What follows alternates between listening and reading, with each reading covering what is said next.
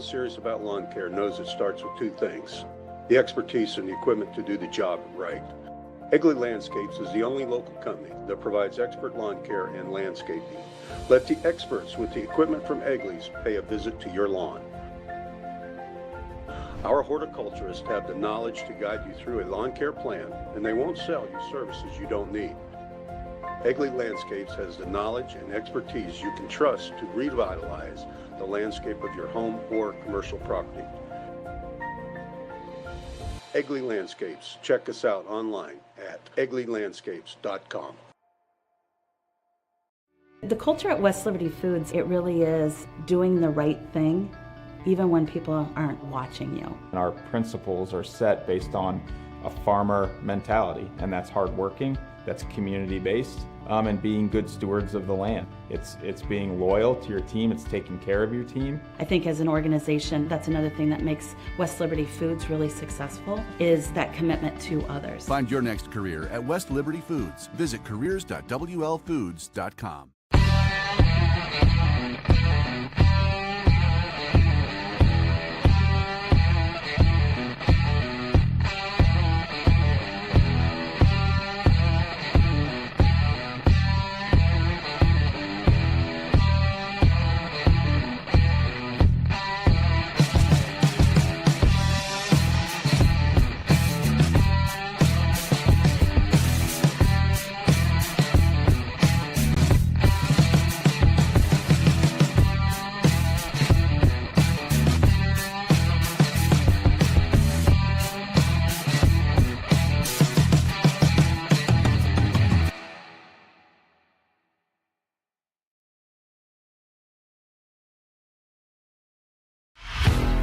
Warren Plumbing and Heating are your local experts, and we're more than just plumbers.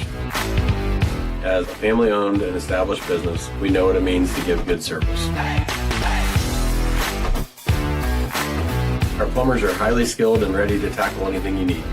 We've been serving communities around Iowa for 5 years now, and there's no sign of us slowing down.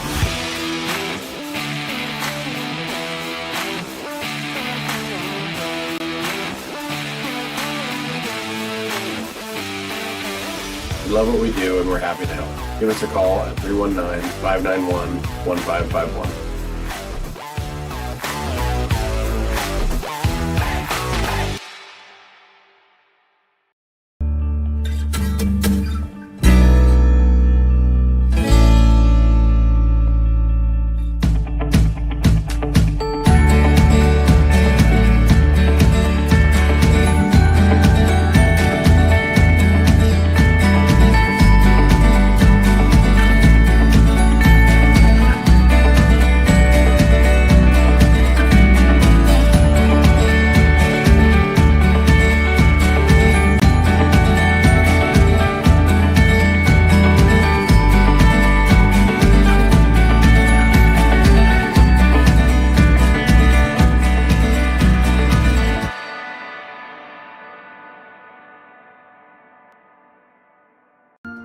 What if the answer to powering a purer world, our world, was shining down on us this whole time?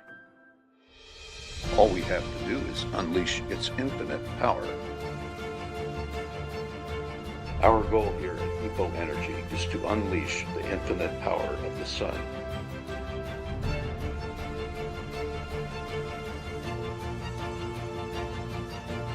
At EPO Energy, we make solar energy the better solution. EPO Energy, unleash the power.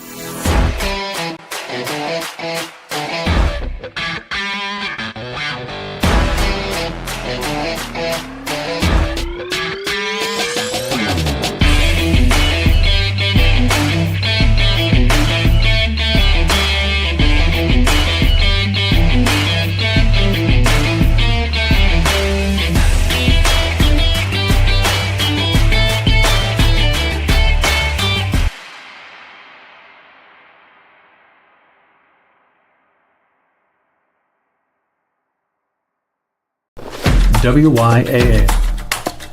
This is more than just a game. It's a journey of growth, friendship, and triumph. Join us as we celebrate the spirit of youth sports, where every sprint, kick, and cheer is a step towards greatness. Together, we're not just playing a game, we're shaping futures. Unleash your potential, ignite the fire within, because in this arena, legends are born. This is more than a team. It's a family.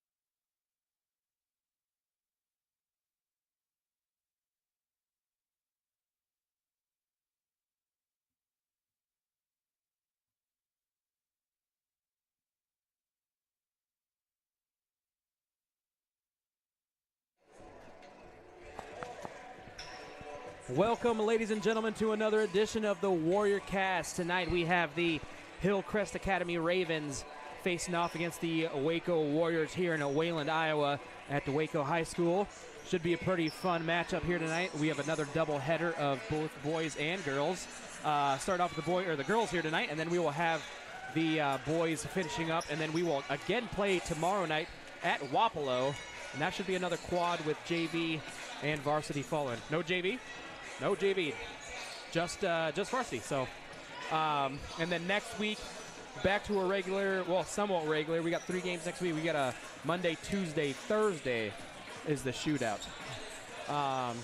Times to be determined, but I think we are going to SEC for the boys. I'm not sure for the girls yet. That should be released either later tomorrow or first thing Monday. Not 100% sure, but I'm one of your hosts here. My name is Alex Cardenas, joined with the great Luke Lichty. Good evening, everyone. So we are looking at, again, all these matchups now are the second time through here in the North Division. So these teams faced off up at rural Kelowna. That would have been right before Christmas. And the Warriors came away with 2 wins that night. We'll see if they can repeat again this evening. Looking at the records, the Waco girls. Waco girls got a 7-8 record. 7-8, yep. Hillcrest sitting at 4-12 right now. Yeah, go ahead if you have any more preview. Yeah, we get should be a pretty fun matchup. Like I said, the Ravens. Hopefully the Ravens go down like they'll be going down on Sunday against the Chiefs. So should be a pretty fun matchup. I was going to bring that up later, but no. I'm starting it got off. right on it. I was typing Ravens, and I said, you know so what? We apologize, if there's any Hillcrest people tuning in tonight. Alex is anti-Raven and not necessarily not Hillcrest Raven. I'm anti-Baltimore Ravens right now at the moment, but. So looking at the leaders so far for the season, Hillcrest is led by sophomore Claire Withrow, 14 points a game. Rebounder Delaney Shaw Jr., she's right at 10 rebounds a game, and assists Malia Yoder Jr., averaging about 2.5 assists. Waco is led by Emma Wagler, the senior, 13 points, 10.5 rebounds, and the assist leader Hallie Shellman, the senior guard, at 2.5 assists. It should be another tough matchup here. I got along the inside here. Obviously, Waco coming off that win against Winfield last night. Yeah. Just complete domination. I mean, towards the end there, the younger gals were playing, some of the younger underclassmen, and the score looked a little closer than it actually was. Yeah. But it was, by no means a close game. These girls could have done anything they wanted to. Big night for Emma, big night for Ella, and then a few threes by Agley. Graber had a pretty good night. Shellman had a pretty good night. And off the bench, it's just Marie Farmer had a pretty good night. Everybody all around had a very solid night. And hopefully continuing that here in the next couple nights tonight and then again tomorrow night against Wapello. So a pretty good division here in the North girl-wise. There's a lot of even teams right now. You've got Columbus. You've got Highland. You've got Lone Tree. There's just a huge thing up here in the North for the girls. It's the opposite for the boys, but the girls are having a pretty good season so far, in my eyes. Yeah. The record doesn't really necessarily reflect they've what lost they've done. A lot of close games. Yeah, they've played some pretty tough teams, obviously, like I said, but they've played them really well. And yeah, it's just one of those things where it's got to come together at some point, and it's starting to. They got the shootout, and then we've got regionals here for girls for next week. Don't know the pairings for that quite yet, but they should be released Monday, and we will know exactly where we're going and where we're facing. But got under a minute here in this one. We will get the starting lineups, a message from the state national anthem, and then we will have this game ready to call for you guys. We've got Tobias and crew here for the officiating tonight for the both boys and girls games. And we will try to get that more detailed information here for you shortly. But next week, I think, like I said, it's a normal week. I thought we were going to have some makeup games, but the New London one got scratched. I don't know yet. The New London, it's a conference game, but it doesn't count. Yeah. So to me, kind of scratch it off the list. Sigourney, same thing. Yep. Game doesn't count, doesn't matter. So kind of scratch that one off the list as well. But so we have L&M and Lone Tree are the last two. We got L&M and Lone Tree, and then we have shootouts, and then we go into the into the shootout, and then we go into regionals. So. Yep. Hillcrest with a lot bigger roster than they've had over the past couple seasons. So yeah, and a lot of underclassmen. No seniors listed on the roster. I think they have 5 each, juniors and sophomores, and then a few freshmen dressing varsity. Yeah, they've as got well. So yeah, they've got 3 freshmen on the roster. And yeah, most of their star players are sophomores. So so they're looking to build that program back up. So yeah. Yoder is going to get the start for the Hillcrest Ravens. Naomi Egley, your senior here tonight. Not sure when. Senior night will be L&M on Monday. Yeah. That's what I was looking for. I'm glad you read my mind. Yep, I did. Hallie Shellman's going to get the start here for your Warriors. Another senior as well. And that was Delaney Shaw, the junior for Hillcrest. And Claire Withrow. Yep, she's their leading scorer like we mentioned before. Rocking the peach-colored sneakers. I like that. Emma Wagler is going to get the start here for your Warriors, another senior. Lydia Beachy, a junior, starting all 16 games. She's one of 3 girls that have started all 16 games here for the Hillcrest Academy Ravens. And again, another senior for your Waco Warriors, Marie Farmer. Number 34, Nivea Helmuth is going to get the start. Another sophomore, and then Ella. I thought he was saying something different, but Ella Housingay will get the start here for your Warriors, and we will go and pause for the national anthem, and we'll be right back.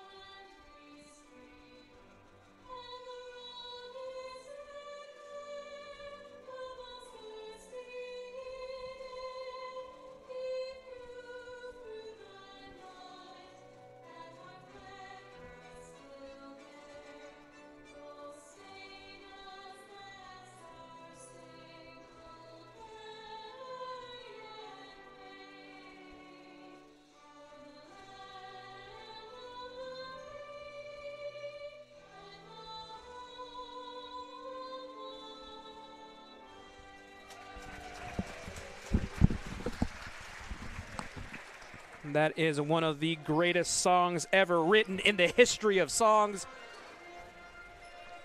The United States National Anthem as we get ready to tip off here. Your Waco Warriors are set and ready, coming hot off that victory against Winfield last night at Winfield. Girls looking to continue that one. It's going to be a nice little stretch here for them. 3 games in a row. It's always tough. I mean, they didn't have school today. I don't think they did. No school today. So I'm sure most of them didn't Everyone get out should have slept in. Should be rested and ready to go. I'm sure most of them rolled out of bed about 1:30. So the key here for Waco, pound it inside and pound it often. You know, get that inside to Emma Wagler, Marie Farmer. I think that's, you know, it all starts with the inside play for Waco. 100%. The size-wise, they match up pretty well, and I think Hallie Shellman's going to have a pretty good night rebounding on the backside. Off the tip-off, Hillcrest gets the tip, but misses the layup there by Yoder. Kind of rolls around there, and they end up getting the ball back off of the rebound, but it will stay with the Ravens down low. Out of bounds here after the tip pass there from Wagler. Yeah, the opening tip got tipped really hard and kind of caught our defense off guard just a little bit. But anyway, couldn't finish on the layup. And going to get called for a travel out there on the wing. That is Withrow. Farmer's pass inbound into Shellman. Full court press here by the Ravens. There's a wide open gap that she passed it to, but hoping Emma would get there, or Ella, sorry. A little bit of miscommunication on that press break. It's a little too much sauce on that pass. A little jittery. It's all right. Yeah, we got a full house tonight and good crowds for both Hillcrest and the Warriors. So Yoder's pass intended down low there for Beachy. Slapped out of the hands there by Shellman. Waco in the 1-3-1 zone defense here. Kind of opening the wings right there, expecting something to happen, and then collapsing down just like they did right there. Nice job there. Good defense. Oh, now you got to grab it. That will be Waco ball after the jump ball. Don't remember from the first game, but Hillcrest is going to press. At least here in the early going. We'll see if Waco can force them out of that by getting it broke and getting some easy baskets. They pressed earlier, and then Waco just did what they did right there, and then got their offense set up, and then after a while they kind of let off on it. Yeah. No score here still with the minute in. Kind of moving the ball around. Nice job by Waco. It's going to get a blocking foul there on I can't see the number there. 10, that's Shaw. Kind of took a knee to the thigh there, so she's kind of wincing a little bit. Ooh.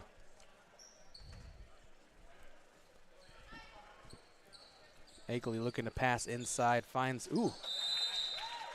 looking for Wagler, but Helmuth just kind of reaches out and says, that's mine, but doesn't quite control it, so it's going to be out of bounds again. Waco ball. Agley again, looking for something to Wagler. Wagler takes a couple dribbles, swings it out to the outside. Farmer dribbles inside over to Housengay. Housengay misses that. Some tough defense there. Shellman's shot is up, no good. Rebounded by Agley. She's going to turn, bounce pass in there to Wagler. Shot is up off the glass. Nobody can quite get a hands on that. Nice box out there by Helmuth that she's going to get the ball for the Ravens, and they are on the other end. Withrow stops her dribble over to Yoder. Yoder gets a screen from Shaw. Ball on the floor again. Shot up. And that's going to drop there for Withrow for the first points of the game with a 3-point lead coming out for the Ravens. Agley getting trapped there, looking for some help. She's got 4 girls in face, so there's got to be 4 girls for the Warriors over here open. So finds Wagler. Wagler goes in. Draws the foul. Yeah, draws the foul. So they say she was in the shooting motion, so she will go to the line for 2 points there, or 2 shots, excuse me.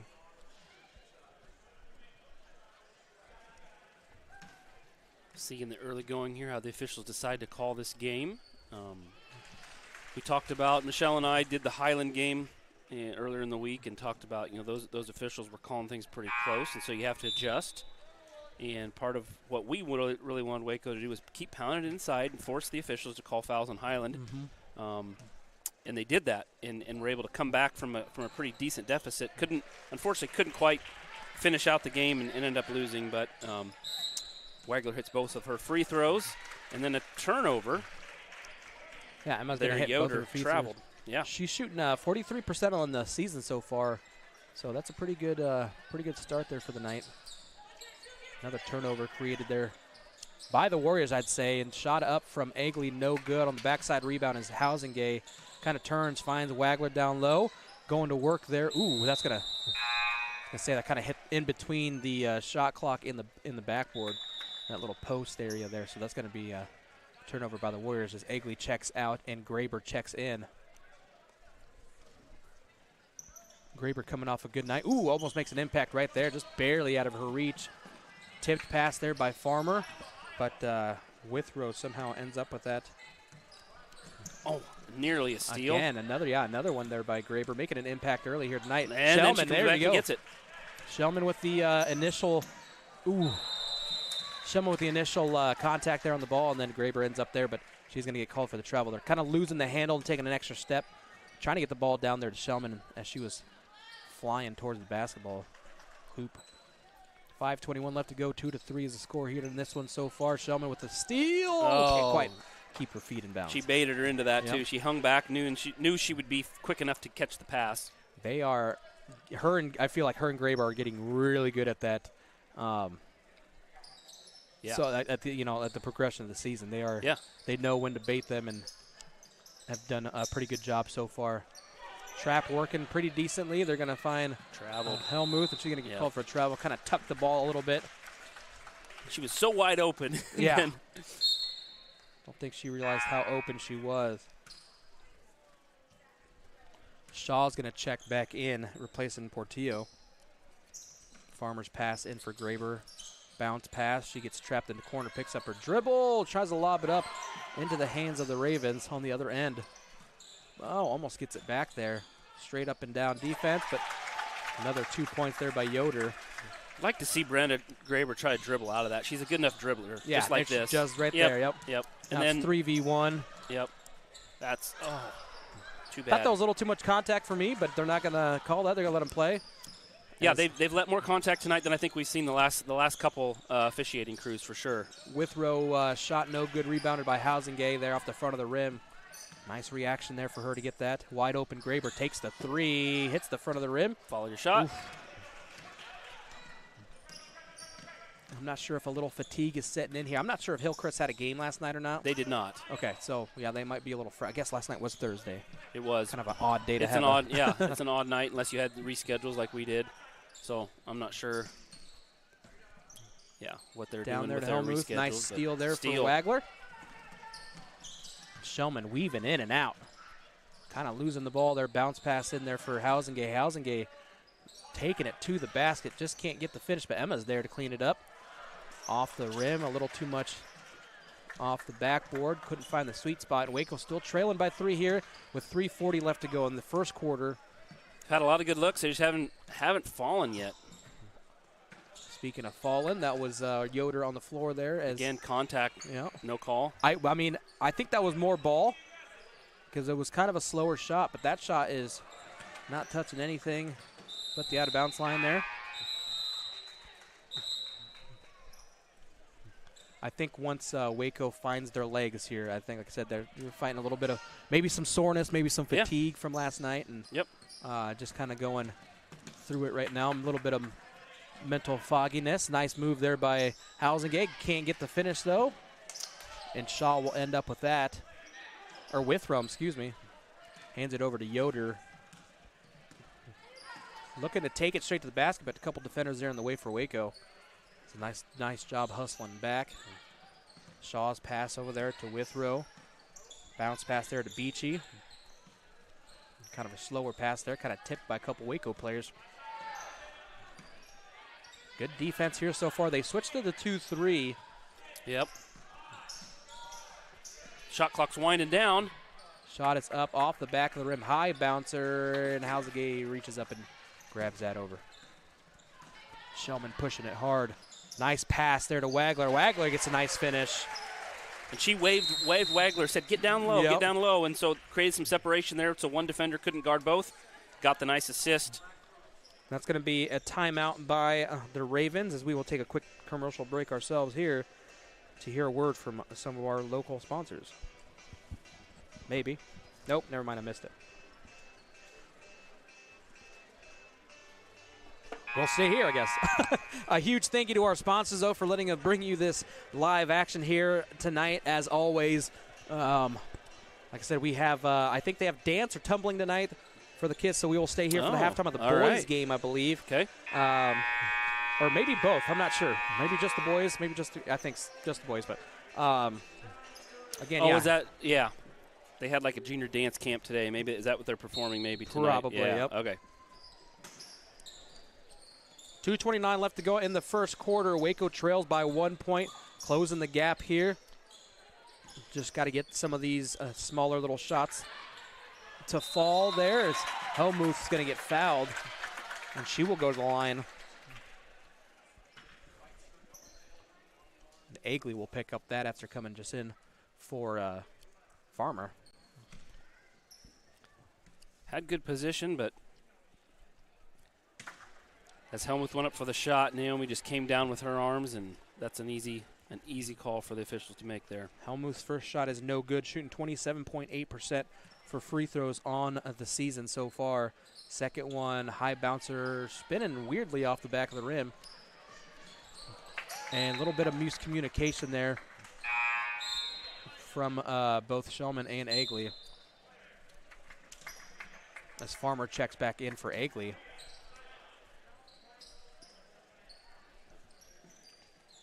Beachy gets the ball in bounds over to Helmuth. Ball's on the floor again. Shellman's going to pick it up, weaving in and out, using her speed, finding, ooh. She does this nice little hesitation where she sees the girl, and then she puts her head down like she doesn't see her at all, and then bam, throws it across her body. Yep.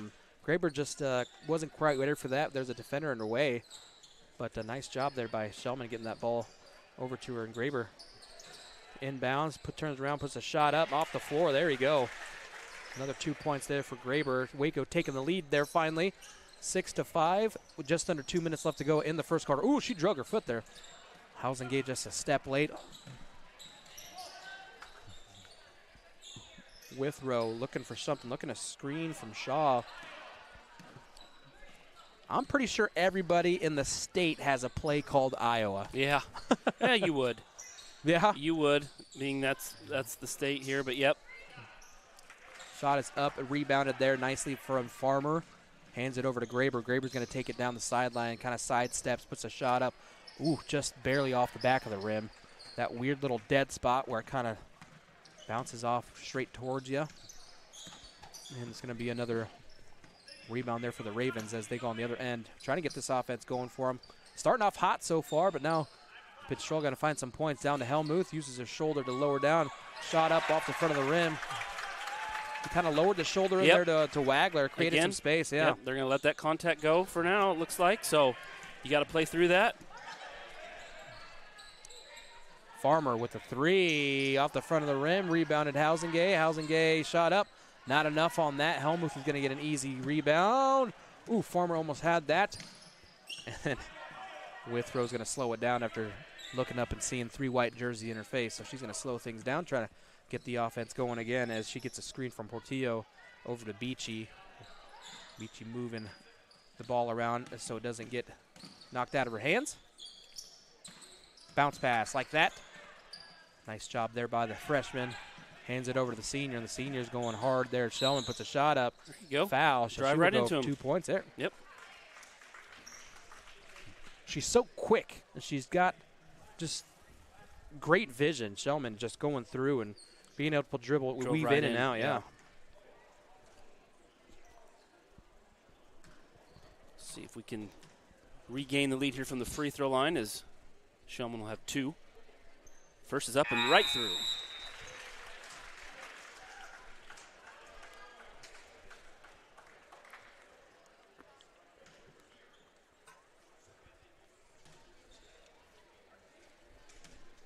Egley back in the game for Housingay. Again, Coach Graber run with this about 6-person rotation and gets him in and out. A little bit of rest and right back in. That second free throw also falls for Shellman. About 12.8 was on the clock before that rebound. They're kind of winding times down here.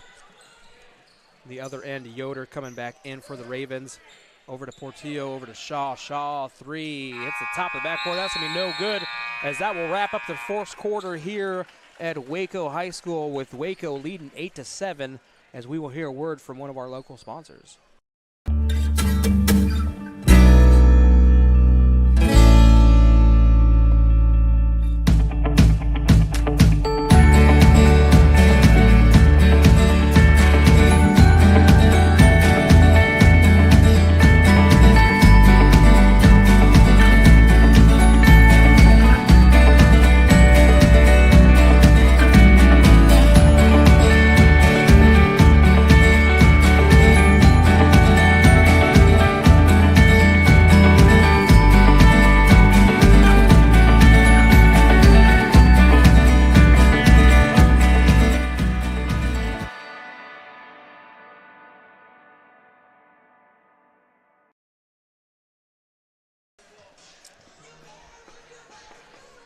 And we are back after the break from hearing a word from Eichelberger Farms. Again, a huge thank you and shout out to all of our sponsors for letting us bring this action to you guys. If you want to be a sponsor, please get a hold of Mr. Duvall or Mrs. Wade in order to be a local sponsor, to be part of the Warrior Cast. Get you a sweet commercial. Get you a nice commercial. Some name recognition. Bunch of shout outs, bunch of business going your way. And we're back. The Ravens looking to have a first quarter start like they did second quarter start like they did in the first quarter. Moving the ball around there. Shaw pass a little too high from Helmuth, so it's going to be out of bounds. So Shellman got just enough tip on it that it went just high enough that the Hillcrest player couldn't bring it down and out of bounds. Bounce pass in there from Graber to Wagler, breaking the press. Oh. Ooh. Miscommunication again on that. So, yeah, I don't know what they're supposed to be doing on that press break, but we're not I don't think we're not floating down to the block like I think we should. Yeah, I don't think they're moving quite as fast. Like I said, some of the nice job there by. Yeah. As I said, that's good job. Forced it out. Good hustle there by Wagler, but yeah, I think maybe a little bit of lullness or maybe some mental fog from the game last night. Like I said, they just played, 24 hours ago. So. No, picked up her dribble there. Don't do that. All right. Nice recovery there from Farmer. Graber's going to step back for the three. Ooh, high bouncer. Look, that was going in. Nice job by Housengay. Very, very nice. She's been rebounding her butt off tonight, and she just hasn't had the points to show. But she's been kind of all over the place right now. Yep. Get that first bucket to fall, then get a little bit more confidence, get that first touch. She missed her first 4 shots, and most of those were from point-blank range. Yeah. So. And that's always one of those, too. You just got to get a feel for it. A little bit of confidence. You make that first one, you make the second one, and they start kind of going down. Yep. It's going to be a 30 full timeout here from the Ravens as we will take a quick commercial break to hear a word from EPO Energy. What if the answer to powering a purer world, our world, was shining down on us this whole time? All we have to do is unleash its infinite power. Our goal here at EPO Energy is to unleash the infinite power of the sun.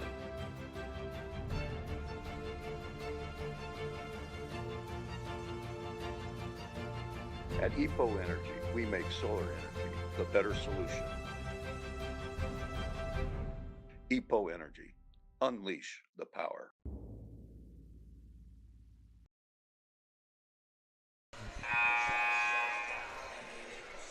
And we are back after the break. EPO Energy, huge sponsor for us, as they all are. Yeah, you drive by the WACO school on the highway, and you can see EPO Energy's footprint there, all those solar panels.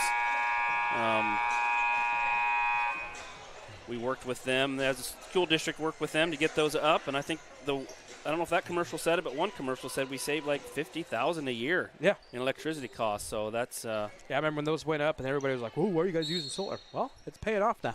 Yeah. Yep. Inbounds in here for the Ravens. Ooh, nice steal there from Graber. Couldn't even get the name of the Ravens girl out. Nice job, kind of rolling, and then finally drops down. There. Kind of one of those slow, kind of did a couple rotations across the rim, just getting every piece of it. As picking up the pace here, I think WACO might have gotten told by Coach Graber and Coach Alvin there, hey, let's pick up the pace a little bit here. Not just the pace, but the intensity. You know, you don't have to go fast, but the tempo, play hard. The tempo, yeah. Be tenacious on defense. 12-7 here. Now it's here where they're starting to gain a little bit momentum, starting to feel it a little bit more.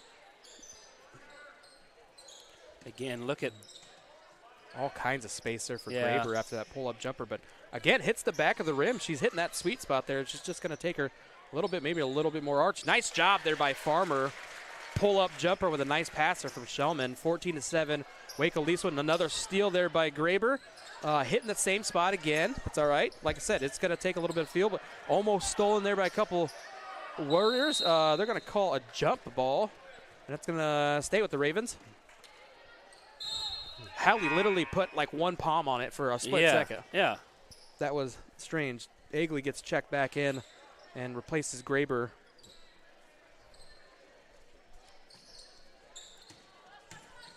Bounce pass there intended for Yoder. Good. It's going to call for a foul, even though they had a wide open shot there. And the Hillcrest coach is like, seriously? Yeah. But anyway. In soccer, that's called you let them play. It's a continuation. Oh, really? Yeah, so it's called, there's a foul coming? It's called advantage. So if you have a foul and you give them the advantage in case like something like that happens, they score or whatever. But if they lose the ball or something goes out, then they get the foul right back where it came at. There's something similar in hockey, too, I think. Yeah, same thing. Okay, all right. Yoder.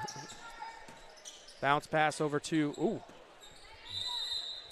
bounce pass over there to Withrow, but Couldn't quite grab that rebound.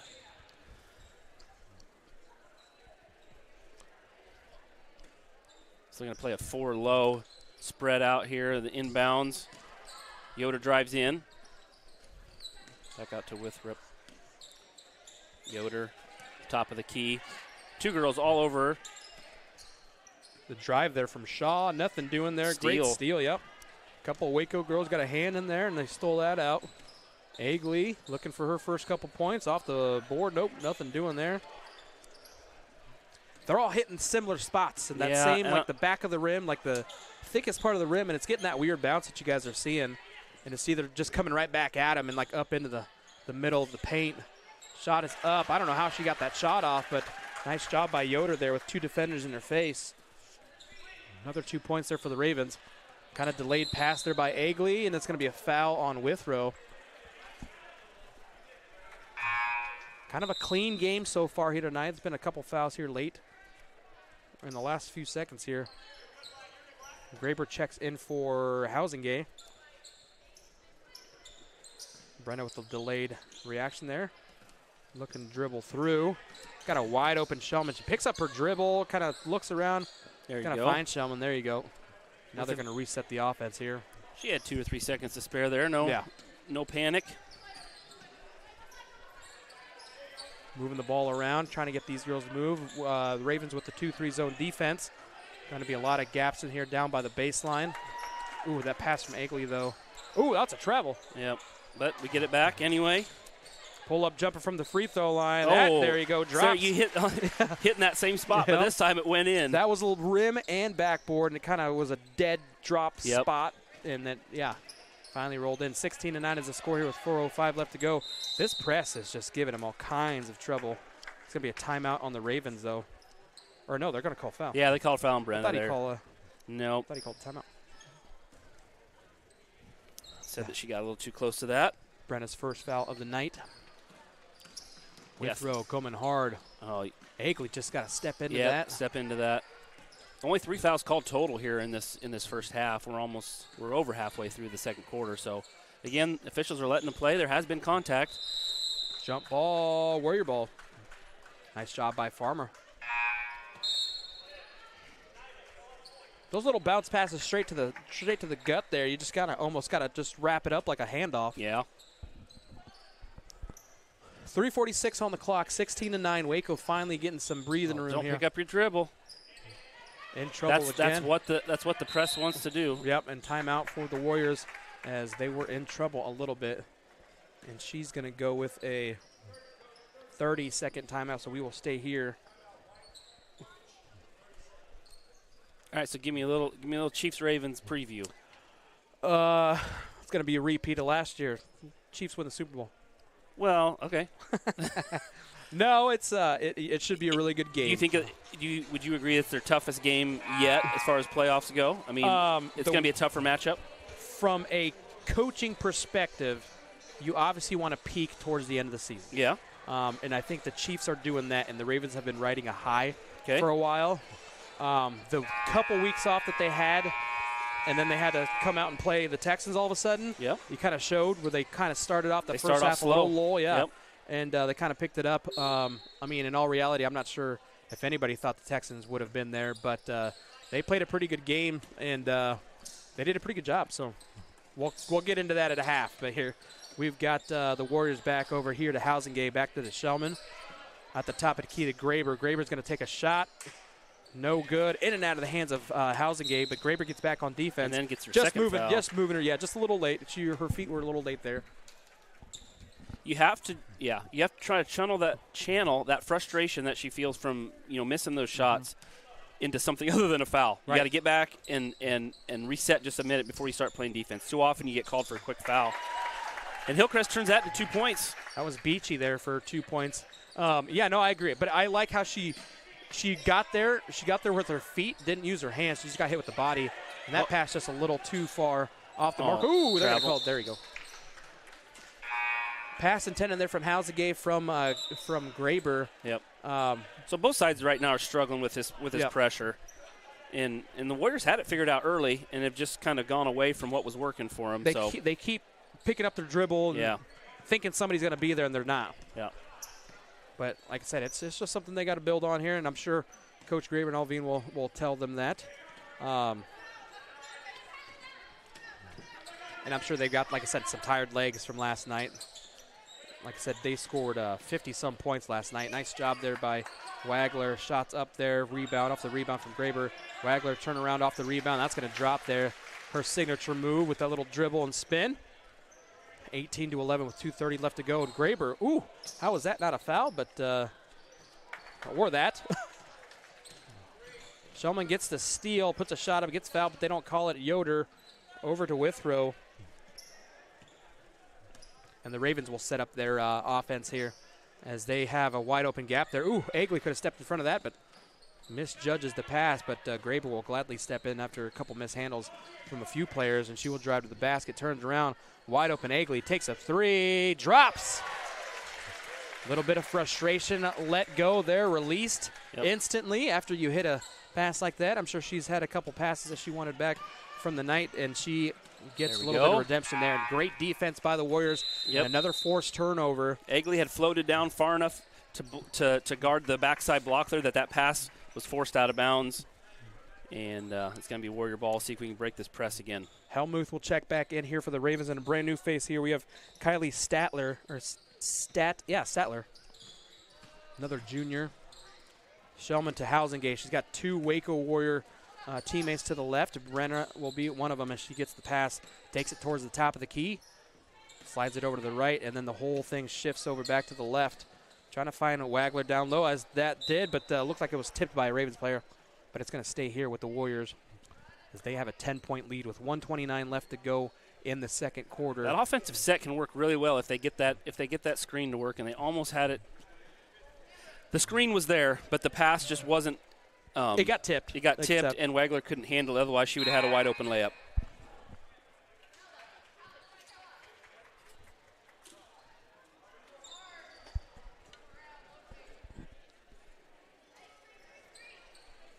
Graber looking for something inside. Nothing doing there. They're going to float it out to the top to Shellman. Slides it over to the right to Egley, and the same thing, shifting everything over. Tries to set a There's screen. a There screen. she is. There it is. She's right inside. Backside help, shot up. They're going to call it on the floor. They're going to call it travel. She did. Yeah. It looked like it from here. I wasn't sure if it looked like a dribble or not, but she kind of took a couple steps before then. So, right call. But that's how that offensive set is supposed to work. Helmuth on the wide open on the backside there. Yoder's pass to Helmuth. Shot up, and that's going to be good. Just catching Waco off guard in some of those gaps as they try to shift over. Ooh. Oh. Freshman's pass intended in for Egley. No good. Shot up from Yoder. And that's going to drop.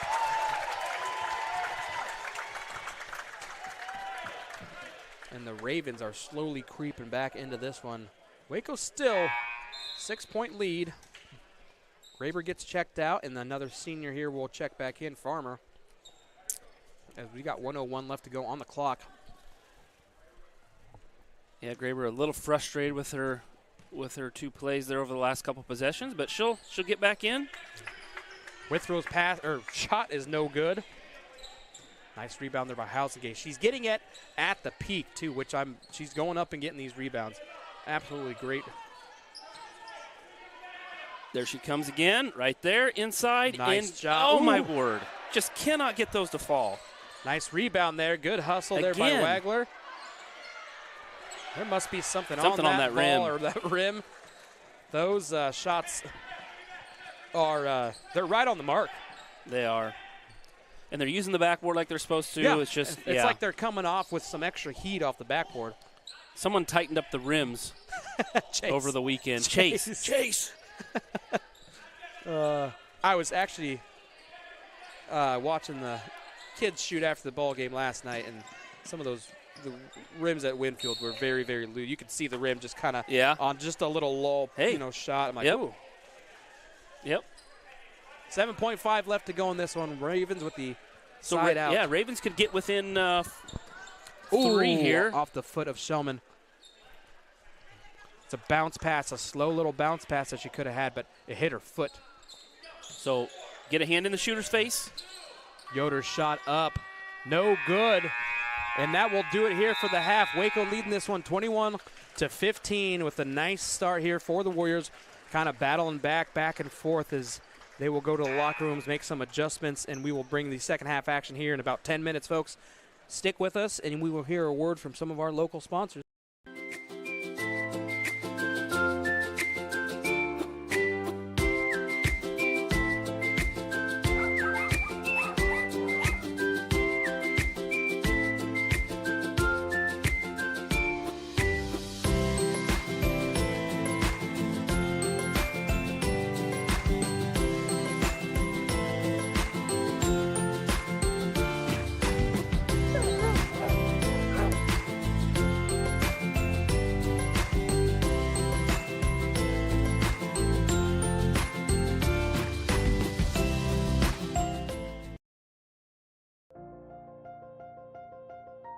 Anyone serious about lawn care knows it starts with two things: the expertise and the equipment to do the job right. Egley Landscapes is the only local company that provides expert lawn care and landscaping. Let the experts with the equipment from Egley's pay a visit to your lawn.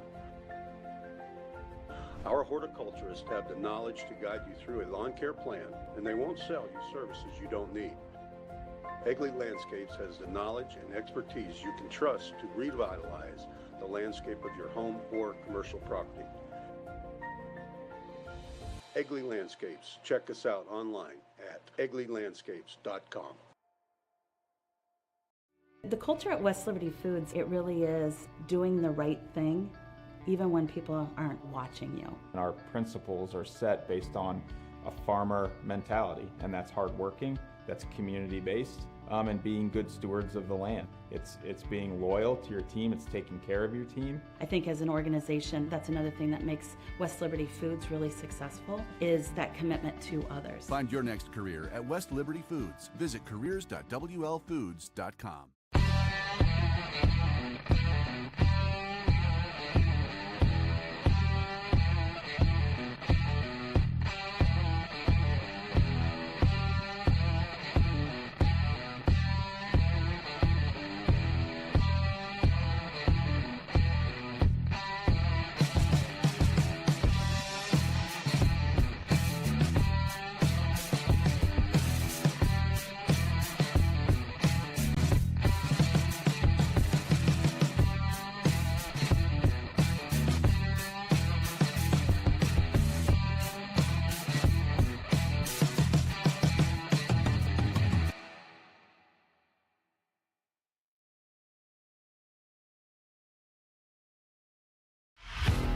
Forum Plumbing and Heating are your local experts, and we're more than just plumbers.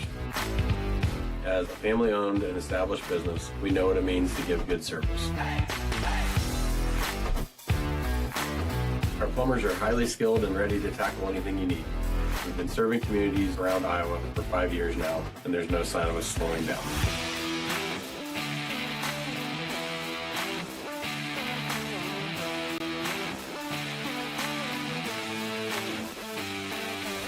We love what we do, and we're happy to help.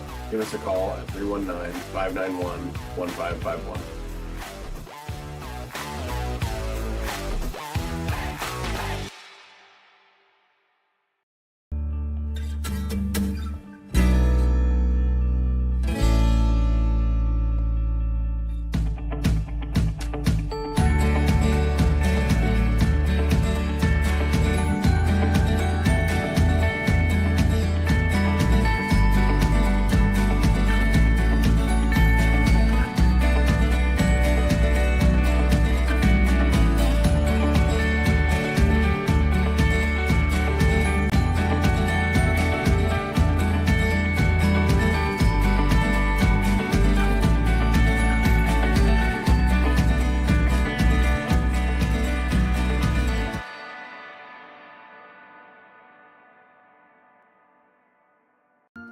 What if the answer to powering a purer world, our world, was shining down on us this whole time? All we have to do is unleash its infinite power. Our goal here at Eco Energy is to unleash the infinite power of the sun.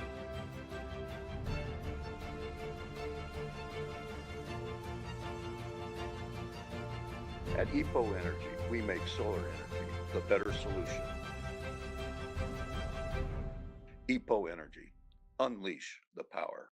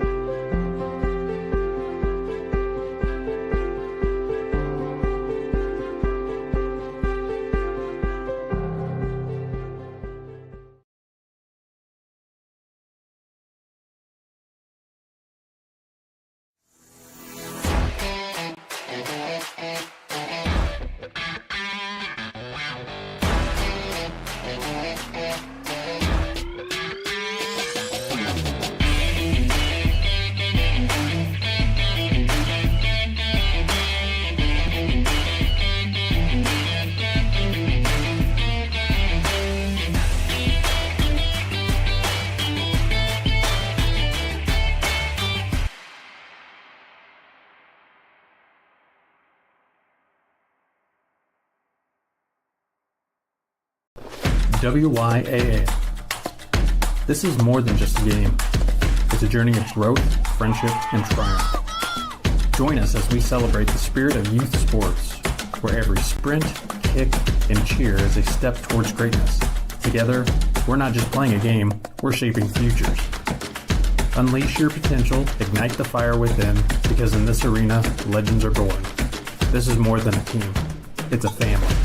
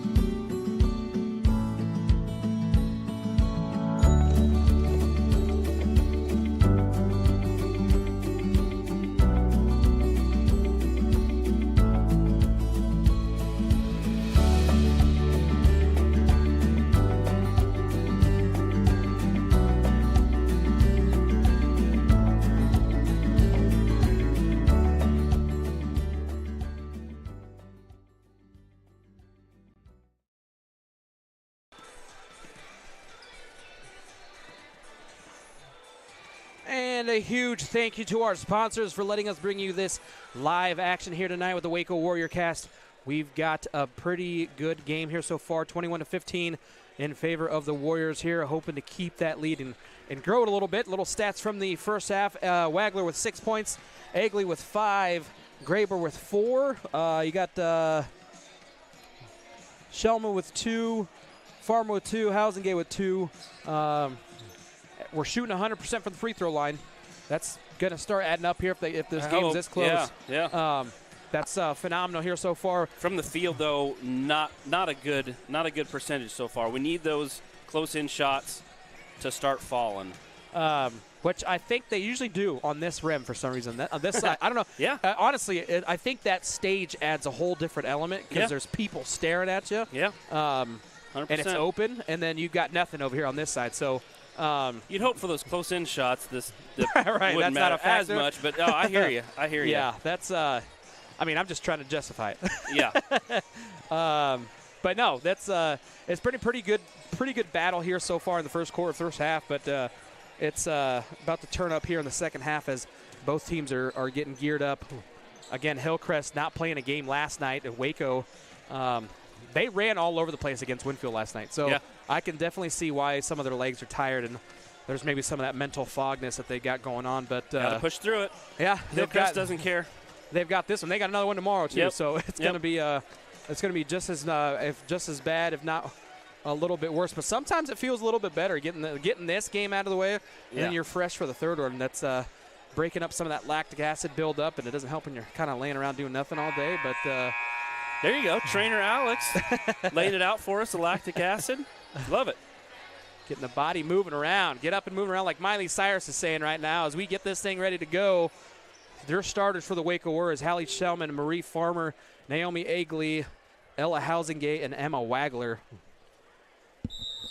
So 4 seniors and a junior. As we get back to the action here, WACO looks like they're going with a man, unless just that's the way they're positioned. No, they are going with a zone defense here. 2 threes. No, I think they might be man. That's a little high there for Housingay, as she does have backside help there. That pass intent for Hellmuth, no good. Good defense there. Good start. Yep, good start. Now we got to break this press. Hopefully they talked about this at the halftime. They got a wide open there. I was going to say wide open Shellman. She's got a wide open pass there to Agley. Housingay is going to take it. Just can't quite get the bunny to fall. Another missed shot there. Withrow's shot up high off the glass, and that will drop, as she's just as surprised as we are that fell, as she's smiling and laughing with her teammates as to Mouth said, how did that fall? Yeah. So that's going to be the first on Farmer. Graber in for Housingay.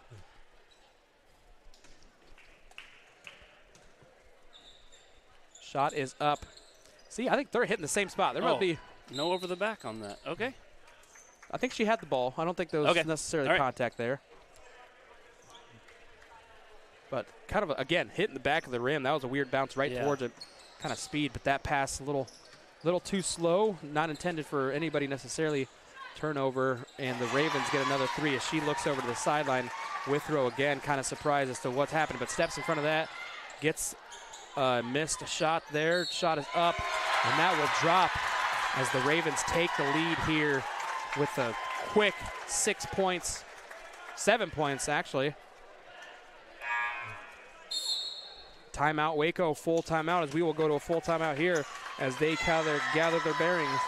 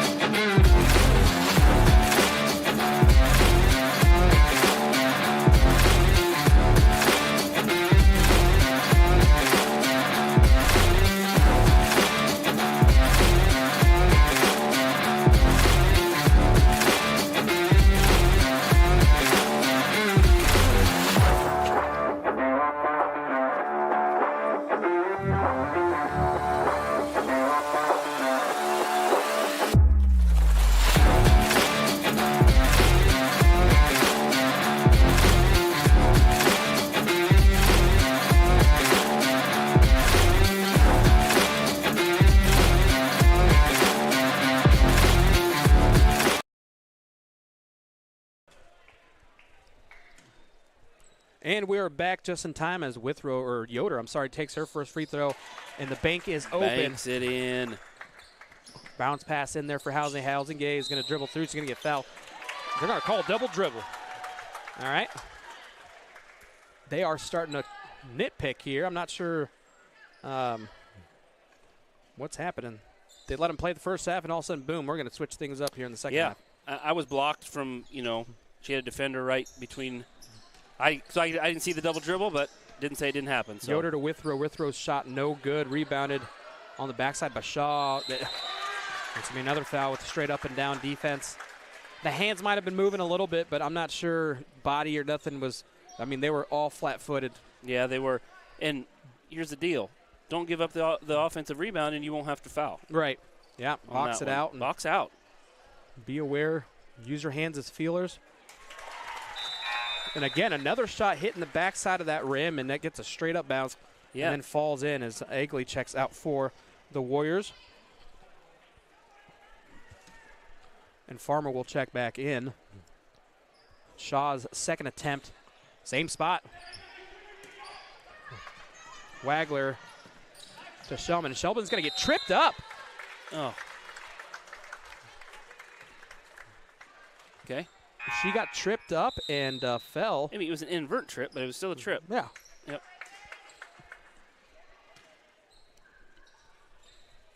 She will get subbed out, and Egley will check back in. 21-24, just under the 7-minute mark here.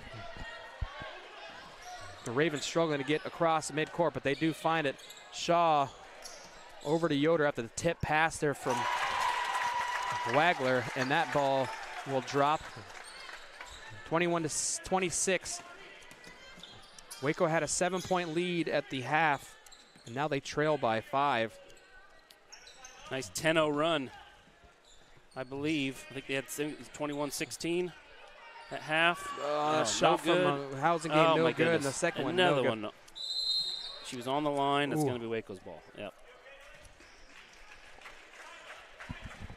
So yeah, these close-in shots are the difference of the game so far. Yeah, They just yeah, have for not. sure. They just have not fallen. Yeah, if we were keeping track of the opposition here, it would have been Again, bounce all the way around and drop out.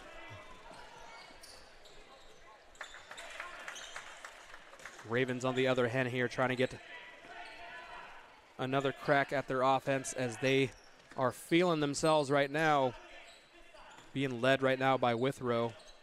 Yep. They made some good adjustments at halftime, and we've come out a little bit flat. They've taken advantage. Yep. Yoder gets a screen there from Withrow, shot up from Beachy, and that's going to fall the top of the key. 21-29, and Waco showing a little bit of frustration, but just got to keep cool, calm, and collected, and just kind of play basketball the way we do. Nice pass there from There Graber, we go. like that, just like that. And that she- quick transition play, boom, and that's going to get us back in the game, just staying cool. Another turnover there. Graber going to go straight towards the basket, left-handed layup, back at it again. There's a quick succession of 4 points there. Graber anticipating the next pass, and Beachy decided not to go with Withrow on her side again because she does see Graber stalking there. The Ravens moving the ball with Shaw on the left side. Back to the top of the key, wide open Beachy again, pulls the trigger, no good. Emma kind of mishandles that, but she does end up with the rebound, gets the ball back into the hands of Graber, and the freshman will lead the charge back towards the other way. Egley with the shot, ooh, just off. Weird bounce, nice trap in the corner there by the Warriors, and now they got to hustle back to play some defense as Shaw moving the ball up quickly over to Withrow. From our That's going to be a timeout, yeah. From our angle, that looked like it was going in for Egley, but it just bounced off the backside. Yep, just a little flat. As we will hear a word from Harbison.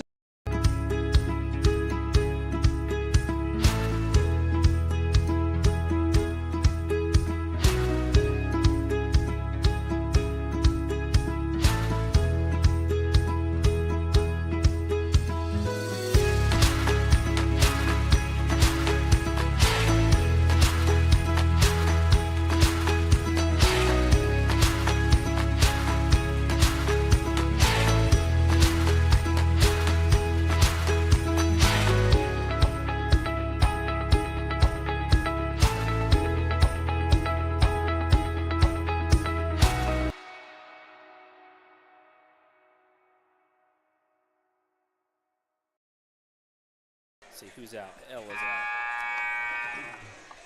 And we are back after a word from Harbison Fencing. If you guys need some fencing done, they're the person to call out of Brighton, Iowa. 4:36 left to go in the third quarter. It is 25-29. Ravens with the lead here. Hopefully that's not something I'll have to repeat on Sunday again. the Ravens with the lead. Beachy into Withrow, and Withrow again coming off the hot hand, hoping to get things going here again for the Ravens. That nice 10-0 run over to Yoder. Reverses out to Withrow from the top of the key, pulls the trigger, hits the front of the rim, out. Oh, foul. Thank you. On There we go. Hellmuth. And she knew it. Just going a little too hard on the offensive She's saying glass. no. She's saying Oh, really? no. No, I thought she was smiling, Oh, saying man, I shouldn't have done that was all body. Yeah. Farmer bounce pass into Egley.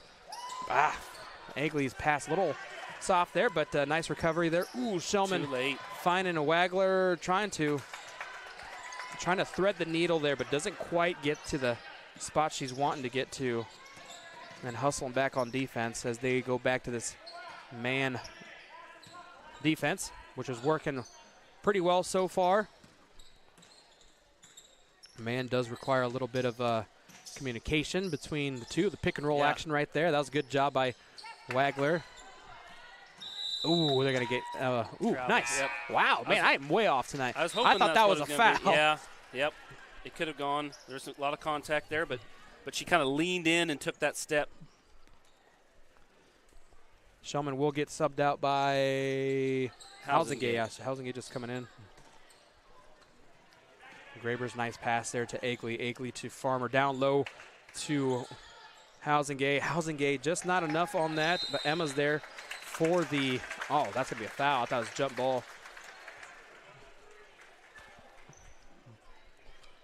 That's going to be the third team foul, I believe. Yep, just a second, I believe, on her. Yeah, Fourth team foul. Yeah, they had those 2 3-point plays early on. That's right, yep. So, yeah, Waco's got to be careful here. They're going to be shooting, Hillcrest will be shooting free throws the rest of the way of this quarter. Yoder dribbling in. Nice job there by Waggler, smacking it out. Beachy, wide open three.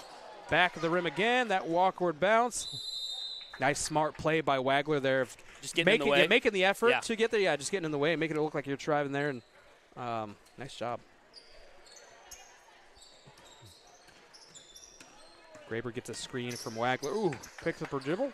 It's a bad place to pick it up, but it worked out. Your whole body's going to cross. That's what makes me nervous. Yeah. Even if her toes were still back there, it'd still count her as back there. Yep. Kind of like a throw in the NFL. Nice screen there from Waggler. Two of them right side by side. Oh, my goodness. Couldn't quite get it to go again. Just missing the little bunnies there. 29-25. Waco still trailing in this one, but chipping away little by little. As Beachy will get the ball out here. Graber stalking, just baiting her to throw it her way. Double dribble by Yoder, so it will be Waco ball again on the side here towards the north sideline. On the home sitting side. Been a long scoring drought here for both teams. We've been stuck at the score here for a few minutes. See if Waco can run a good offensive set here and break this. So if we can get a bunny to drop. Ooh, that pass in there for Agley. Through the hands, and Agley will get checked out from Shellman.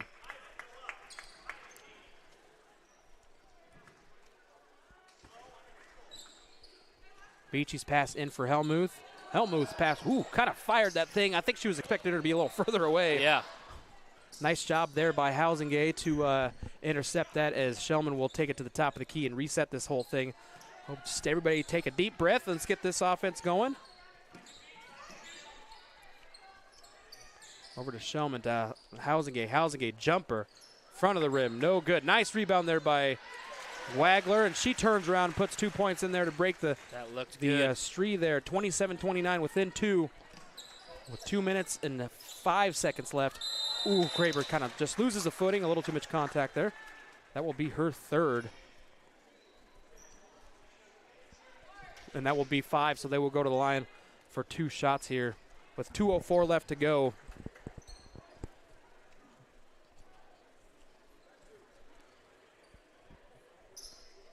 Yoder, it looks like she's going to check in here.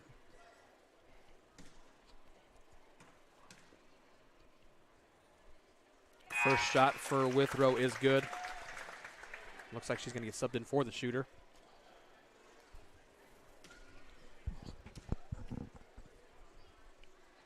Second shot is good, and they will take a quick pause here to allow that substitution, as Withrow will go to the bench. 27-31, Waco looking to chip away again. Oh my goodness. Pass. Just cannot make that pass, girls. Helmuth gets fouled, as she will go to the line. That was a shooting foul. Doesn't matter, though. Foul is on Emma. It's going to be her third as well. Oh, he said shooting 2. I thought he was holding 2. I'm like, we don't have a number 2. Oh, yep. Helmuth's shot is off the backboard and good. And Agley checks in. They're 5 of 8 from free throws. A definite advantage for them so far as the number they've shot and the number they've made. Second attempt is also good. WACO with the fast break, nothing doing there. Graber picks up the dribble again, but Shellman's there to be there for the release point. Shellman over to Agley, back down to Shellman in the corner. Nice pass there to Wagler. That worked out just smooth as butter. Nice little transition play, just making the right pass, not thinking and going with the flow, and double team hopefully being up top, but back in that man-to-man defense, going down low to Helmuth. Shot is up, no good. Rebounded by Wagler. Nice job by Housegate and Wagler, both crashing down on that. Agley to Graber. Down low to Wagler. Yeah, just let her go to work. That ball will get blocked. That was just a slower shot. She saw that thing coming from a mile. I mean, it's just a slow workup for that. Yep. But Helmuth timed her jump and got up there and swatted that right away. Good on her. Good block. 29-33, 1:08 left to go in this one. Bounce pass into Housengate. Releases it outside to Graber. Graber's going to drive the baseline. Nice little jumper there. Pull up from the baseline. Drops another 2 points. Great job by Graber. That needs pass to be a little too far. Get that. Yep, there we got that. 2v2. Shellman, through the legs, but can't quite get it. Withrow will end up with that. Picks up the dribble, finding Yoder, and Yoder lobs it over to Beachy. Back to Yoder. I'm not sure why she just wouldn't just take it herself. Yep, a little bit of confusion there. Yoder Withrow. She's got wide open space towards the baseline. Nice defense there by both Graber and Ella, but that pass there for Graber intended for Wagler. No good. Nice job by Housengate on the last one, though, being able to step down for the help as she was driving baseline, going straight up and forcing that ball to hit the side of the backboard. 25.2 left to go in this one. 33-31. WACO still trails by 2. Pass tipped there by Agley. Oh, travel. Couple of girls on the floor there. I'm not sure what to travel on the floor anymore, so I don't even try to call it. I've seen some people slide. I've seen people like on a knee. And she let go of it before she hit the ground, so maybe that's the, Yoder the thinking drives, shots up, no good. Just a few seconds left. And Graber unaware of the shot clock, and that will do it for the third quarter. WACO trailing this one 33-31 as they will go to the bench and find out what kind of adjustments they need to do to take this lead back from the Ravens.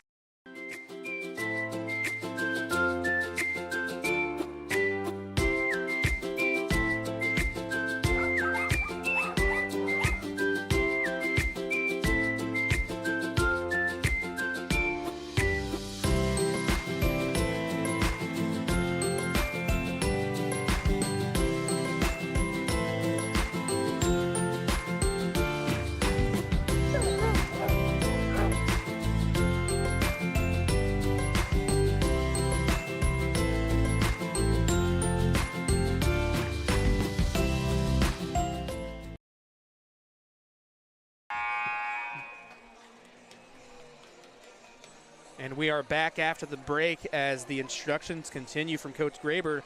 Just telling these girls to relax a little bit and play their own game here. Yep. And that's just, we've seen flashes of it. We've seen flashes of them doing their thing, and it's pretty nice and easy.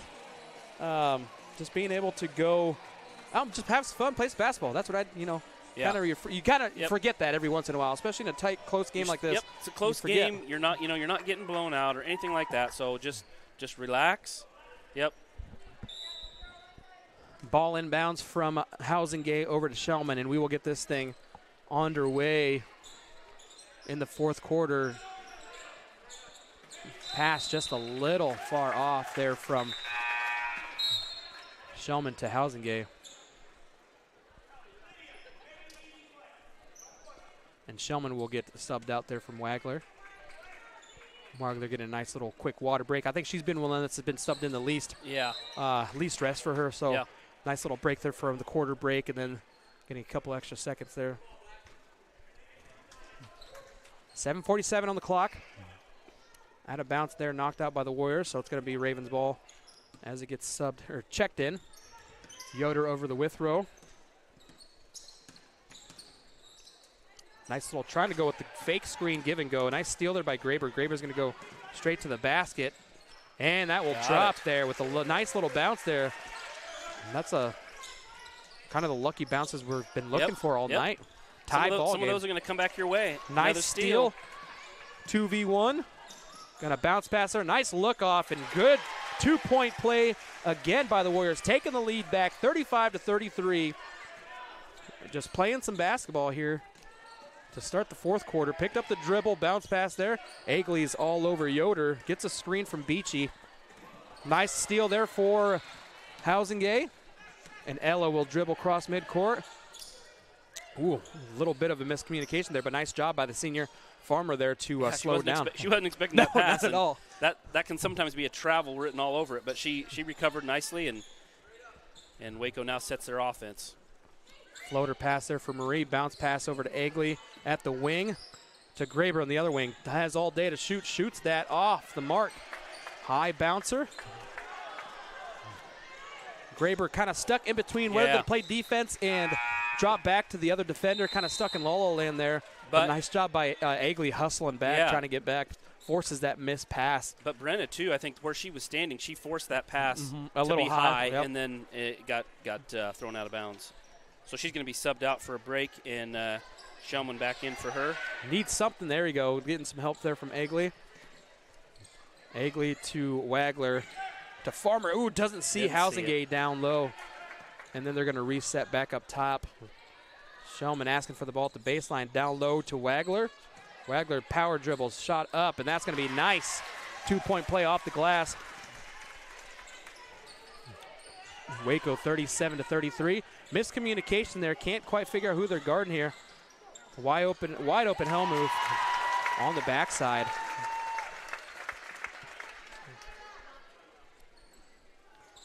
Ball kind of dribbles all the way about to midcourt. Shellman to Farmer.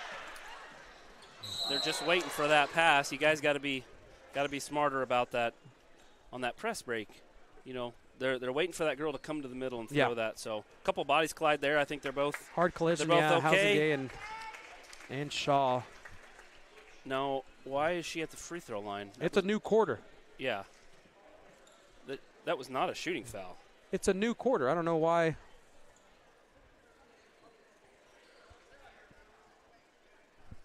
Coach Graber doesn't seem to be contesting it, so I guess maybe we missed something there, but that's all right. I don't think we missed anything. I don't think she should have taken that shot.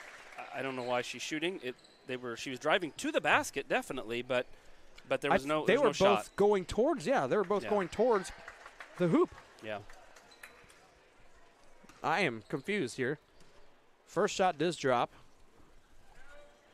Sometimes, though, if you look around, you're the only one confused, then maybe it's just you. Because both of us are confused. But none of the crowd, none of the coaches. Nice shot, nice recovery from Housingay. Can't get that to fall. Shaw will take it. 2v1. That one's tough to play. That is a tough play there for Farmer to make, and you're asking her to do a lot, and that pass intended for Farmer. Nice job. Good rebound by Housingay. Oh, no foul there. No foul there. Okay. Letting it get rough.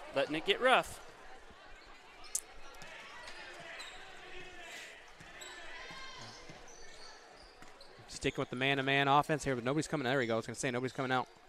She will shoot that. Okay. Withrow. Trying to get a screen. They're getting a lot of flashes inside that they're not seeing. Luckily, they're not seeing it because they are wide open down there. Yoder's going to take it. Mismatch. Shellman will get called for the foul. They're going to say that was a shooting motion somehow. Yeah, I mean, she took 2 extra steps after the foul. Yeah, but they're starting to give that in high school now too. I'm not as questioning that one as that earlier shooting foul, but yeah. Maybe we need to rewatch what was happening there. Yoder makes that one, 42-37. Oh, there we go. Housing there we game. go. Ooh, Okay. just good defense there. 3 ball up for Shellman. Oh, in and out. No good. That was a good look.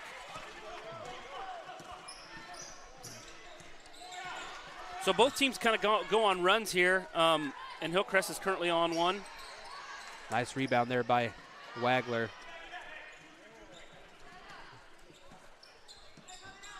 And they lead by 5. Down to Wagler. Wagler's going to go up. And they give that There he go. continuation. Wow. Okay. That was. Yeah. And if I was the Hillcrest coach, I'd say, too, that was definitely on the floor. But she took an extra dribble after the foul. yeah. I'm not sure. Hey, Yep. again, all I want is consistency, and Yep. we're getting it. So that's all I can ask for, and that's about as good as we're going to get here tonight. But we're getting a little preview of how the boys' game's going to go. Yeah. So the referee explained on that one, even though she had both. You cannot have both arms. Cannot extend, yes. On the back. And she had, the defender there had both arms, both hands on the back of Wagler, and so they're going to call that. Emma makes that a 3-point play, and that will bring the Warriors within 2. And a defensive rebound. Gets kicked ahead. Graber throws it inside to Wagler. Up. No good. Misses the shot. The rebound goes long. And Withrow controls. Yoder with the right hand brings it down the right side. Puts up a shot. No good. That's going to be rebounded by Egley. So Shellman controls at the point, sets the offense. In the corner for Graber. They're looking inside, trying to get inside to Wagler. Shot's no good, but a rebound is good by Housingay. Nice offensive rebound on the backside there off of Egley's miss. Tie ball game. And now a 5-second call. So Hillcrest turns the ball over underneath their own underneath the WACO basket. So the Warriors will take the ball out. And they get it in. Shellman sets the offense at the top.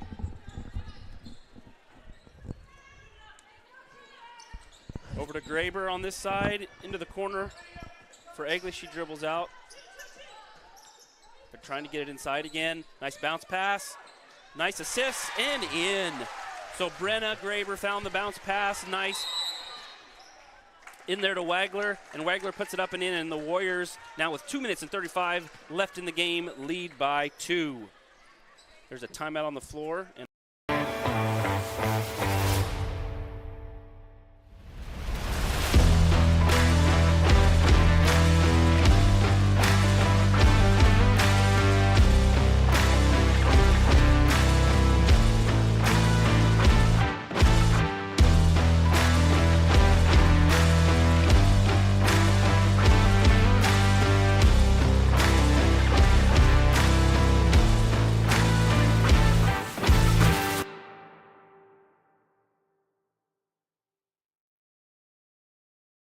next year then. And we are back after a word from Precision Collision for all your auto body repair needs. We are here back in Waco High School. 2:34 left to go. 44-42. Waco gaining the lead back. Hopefully tightening up this defense and stopping them, forcing a turnover as they can milk the clock in this to a victory for the Warriors. Yoder's going to drive, finds Beachy on the outside. Shot is up. Off the rib, backboard. Bounce pass there from Wagler. Nice rebound on the backside. Doing a great job boxing out there. Yeah, she is. Sheldman over to Egley. Back to Shellman. Swings it over to Graber. Graber down low to Egley. Egley moving all over the place tonight here. Floater pass there to Wagler. Egley thinks about it. Driving in. Oh, going to get called for travel. Just an extra hop there. So the Warriors turn the ball over, but they can set their press here.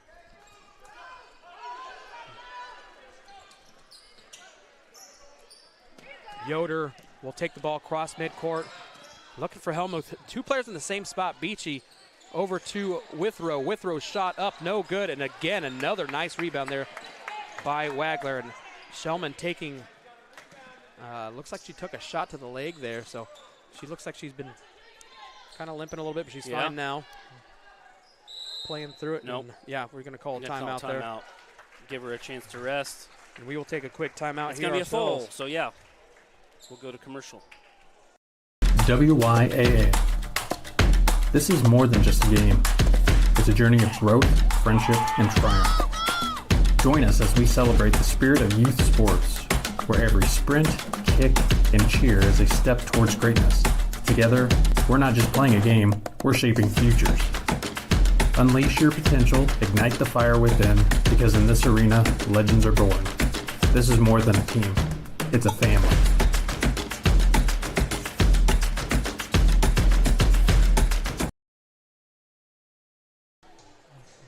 I mean, last year, the boys' game, Hillcrest came here and gave us a really good game. So I don't think that's. We'll see what happens tonight, but I'm just saying there's precedent for them playing well in this gym. There is those trap games. Yeah, you're right. Especially after that game last night. I mean, this is one of those games that kind of bounce back from, get back on track. They have, we've got this game here tonight. We've got Wapello tomorrow. We have L&M here on Monday. Then we go to Lone Tree on Tuesday. And then we are not sure who we face on Thursday. That should be the end of the regular season then. Unless we get a couple or a makeup thrown in. I think there was a Moravia. Did we schedule a Moravia game? The boys. Sorry, the girls will be done. The boys have a Moravia, JV varsity, and they also have a Pekin. We have a Pekin too. Yeah. Okay. So the boys have a few more regular season games to go. The girls finish a little bit early. There's 5 seconds on the shot clock here. I don't know if the Warriors know that. They need to put up a shot.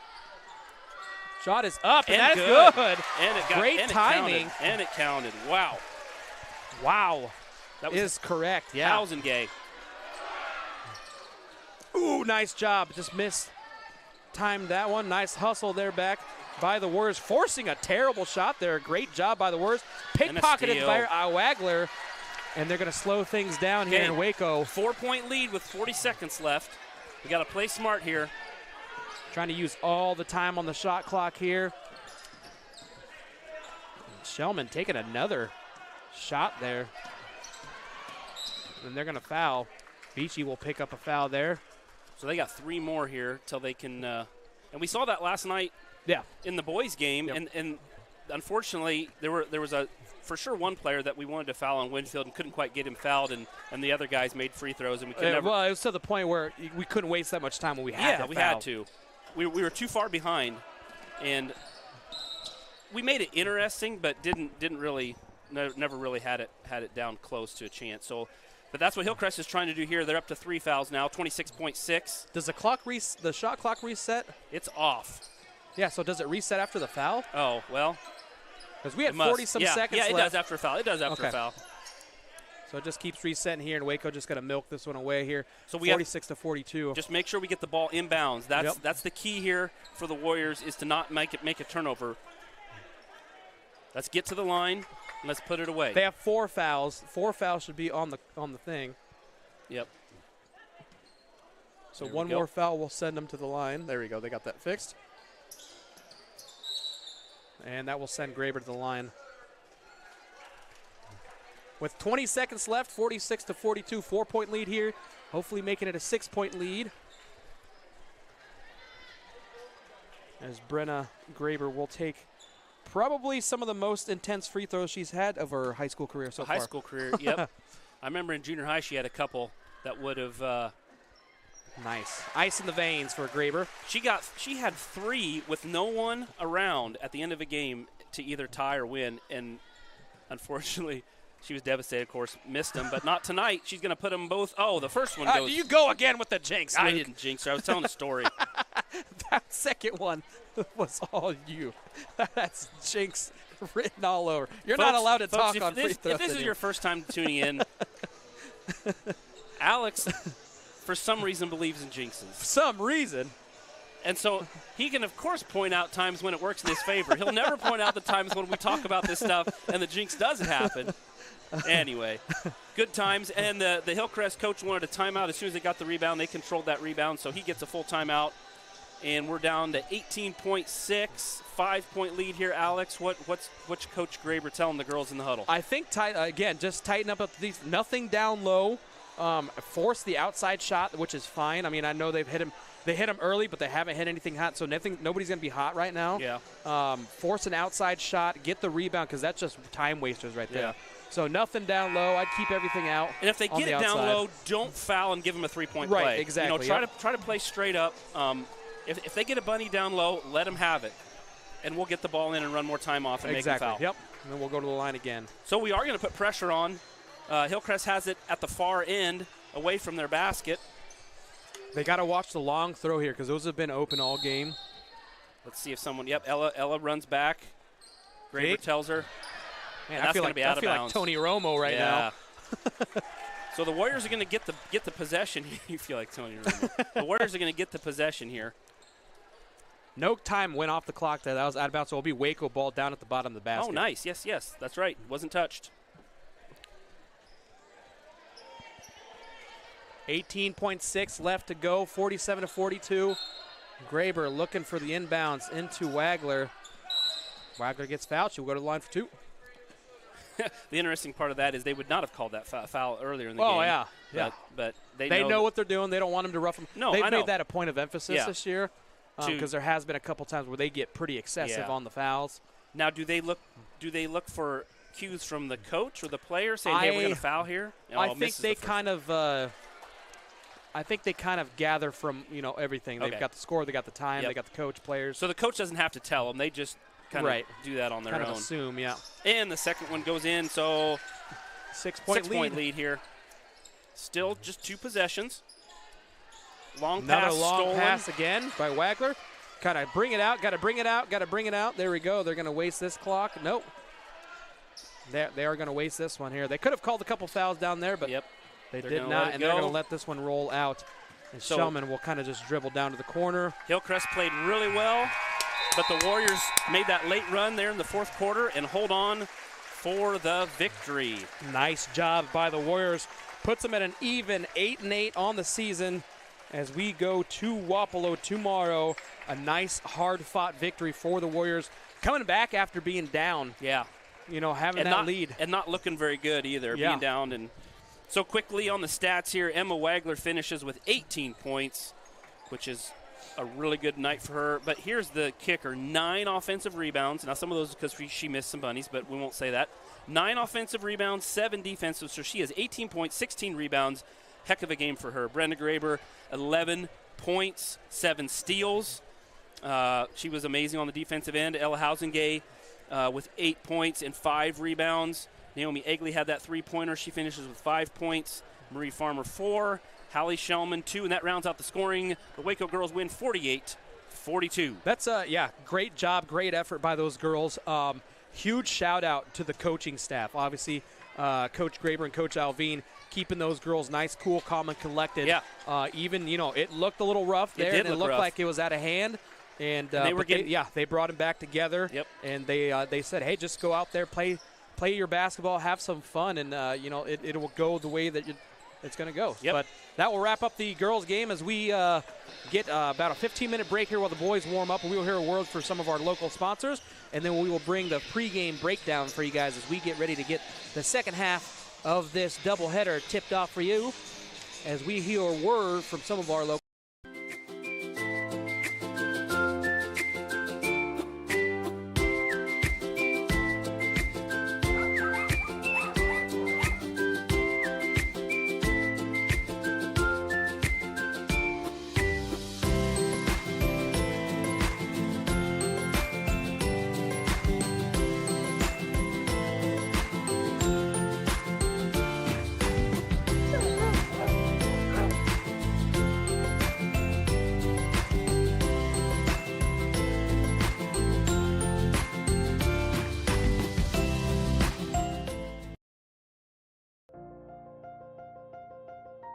Anyone serious about lawn care knows it starts with 2 things: the expertise and the equipment to do the job right. Egley Landscapes is the only local company that provides expert lawn care and landscaping. Let the experts with the equipment from Egley's pay a visit to your lawn. Our horticulturists have the knowledge to guide you through a lawn care plan, and they won't sell you services you don't need. Egley Landscapes has the knowledge and expertise you can trust to revitalize the landscape of your home or commercial property. Egley Landscapes. Check us out online at egleylandscapes.com.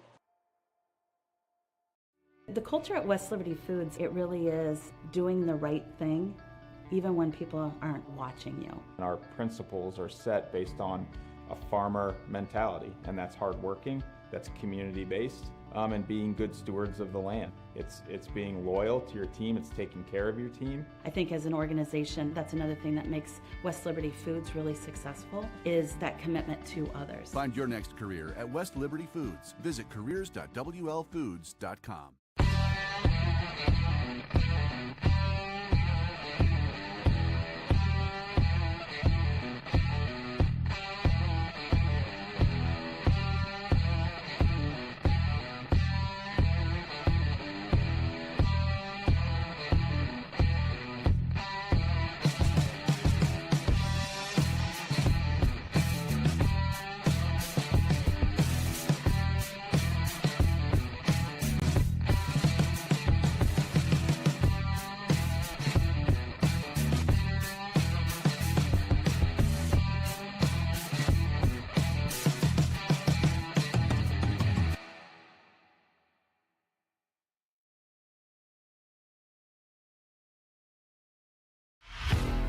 Forum Plumbing and Heating are your local experts, and we're more than just plumbers.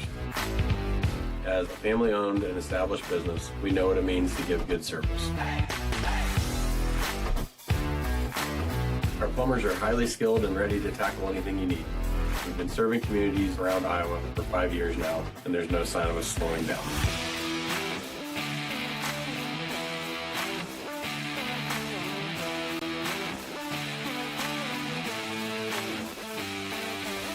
We love what we do, and we're happy to help. Give us a call at 319-591-1551.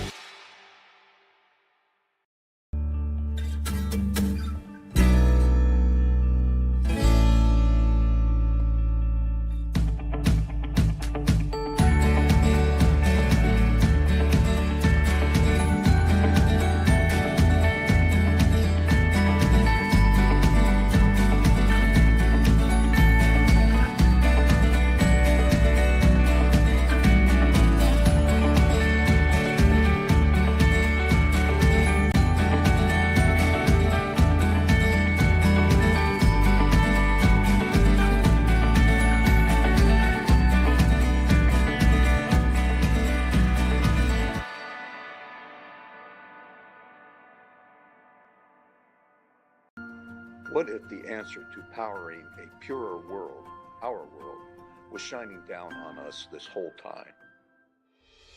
All we have to do is unleash its infinite power. Our goal here at Eco Energy is to unleash the infinite power of the sun.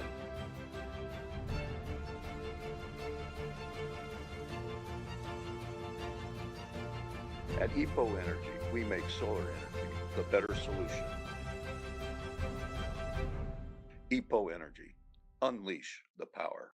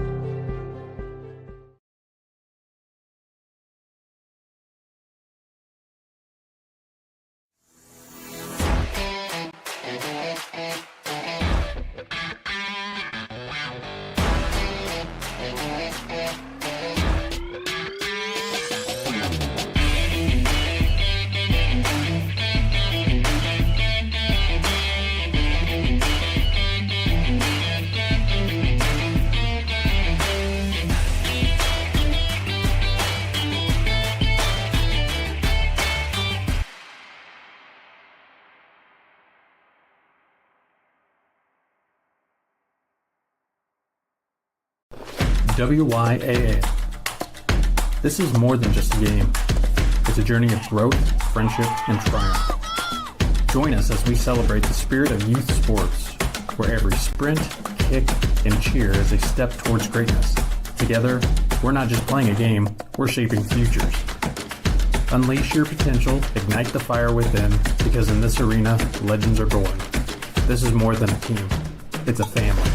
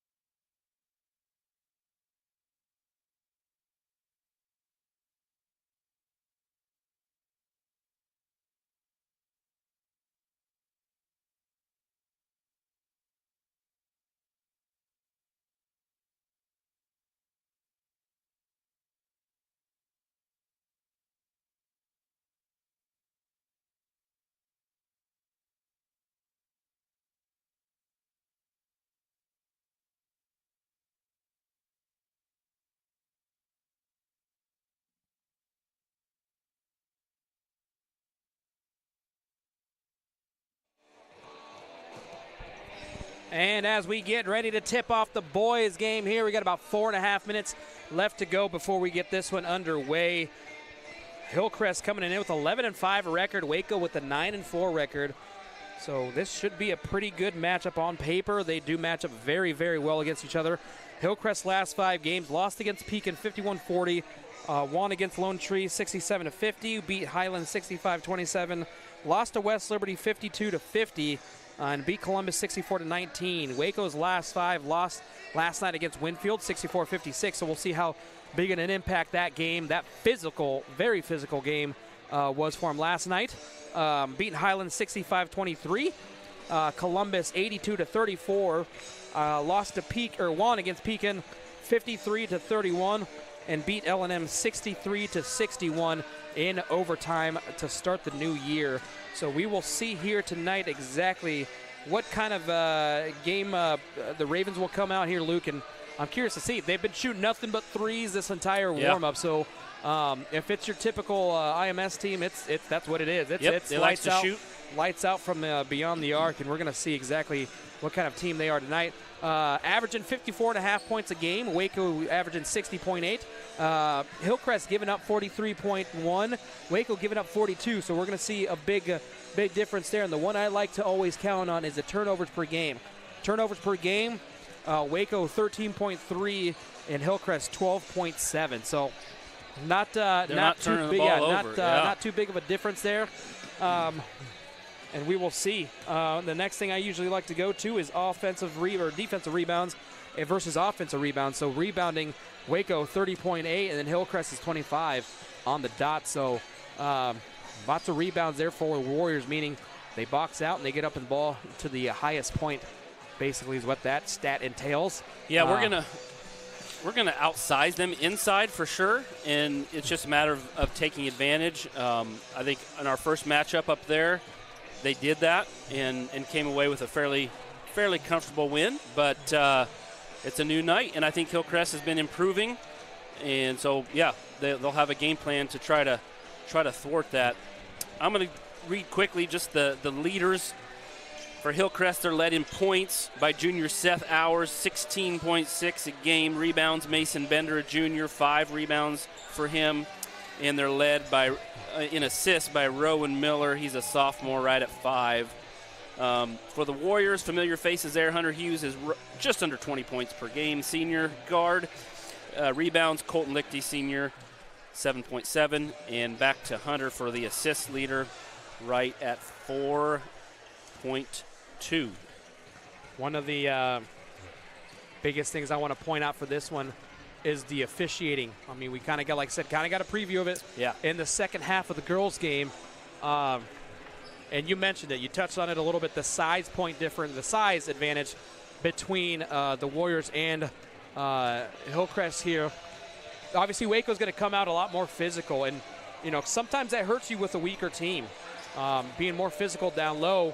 I mean, it's not necessarily saying that you're fouling them. It's just more physical, and they start to key in on that, and they start calling those types of fouls, even though you just might outmuscle them. I mean, that's just part of the game, but that's part of the adjustment that, as a player, you have to make. I mean, that's just one of those things you have to kind of go with the flow and figure it out here. You got to figure that out. You don't want to get in early foul trouble like last night. Colton had 3 in the first half, and that really limited his minutes and his impact on the game. You can't let that happen tonight. You got to play smart and play within what the officials are how they're going to call it. So both teams making their way back to the benches as we will get the starting lineups. We will get a message from the state, and then we will get the starting lineups, and then we will bring the live action here to you. Your starters for the Waco Warriors, led by a star-studded senior class here. We got Colton Lichty, Chase Waterhouse, Hunter Hughes, Isaac Oswald, and Reese Oswald and Isaac Rich. I just was looking at Isaac Rich or Isaac Oswald as he was moving, and just happened to be those two are sitting next to each other. Yep.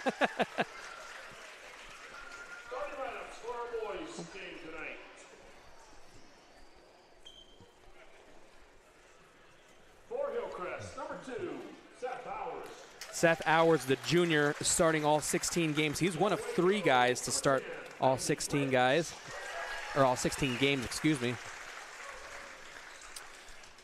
Both he and Rich are going with the untucked jersey look. We'll see. Oh, and now after the handshake, they both go to tuck it in. All right.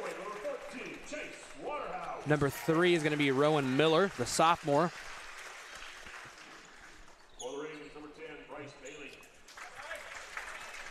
Number 10, Bryce Bailey.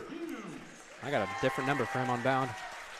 Hunter Hughes, your starter for the Warriors. Mason Bender. These are nice, easy last names we can butcher later. Yeah. Reese Oswald, the starter again. 2 Baileys, another Bailey. This one's a freshman. They are brothers. So their dad was an amazing basketball player, my age. Would have been IMS school back then. They went to state on that team. Jace is his name. So yeah, carrying on the legacy.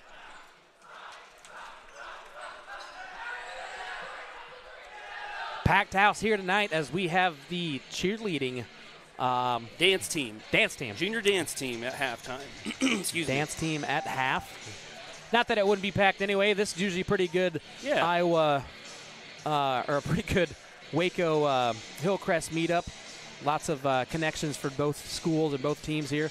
So wouldn't be surprised if some of this crowd stays here after the performance at halftime, which will be at the half here.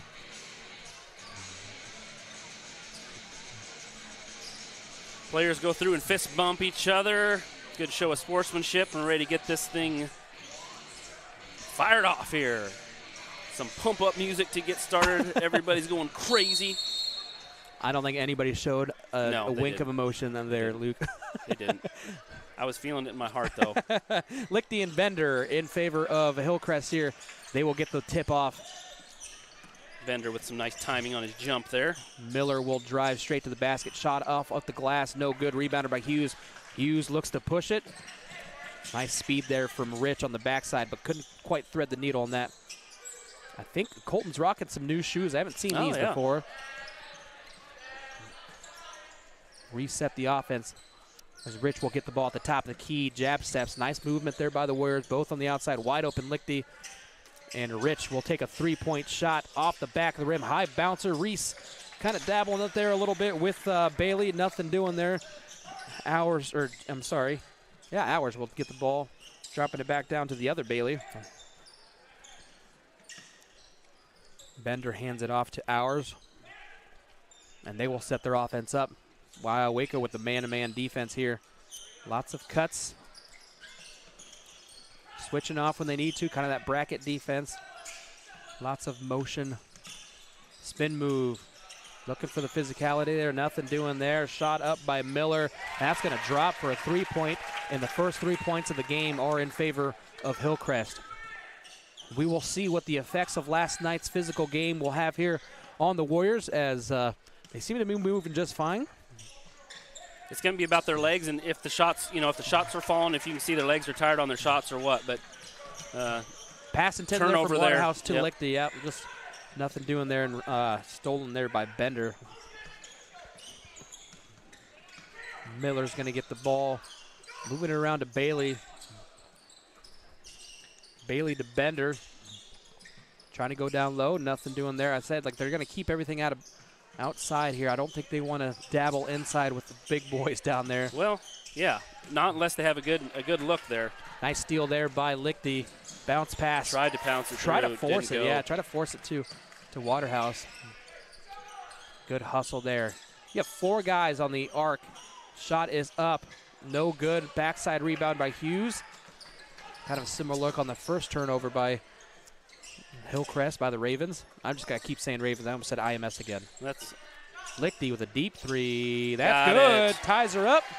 We're all squared away at 3. He doesn't shoot a lot of those, but he shoots them for a pretty good percentage. I think there was a big request for the left-handed balls, and I think that's why big reason why he made that one. Okay. Nice defense there by the Warriors as they trap him, but they do get away from that. Bender finds Miller. Miller's going to pull up a jumper there, just a tad bit over Waterhouse's reach. He's got 5 quick points, I believe, or all of the Ravens' points.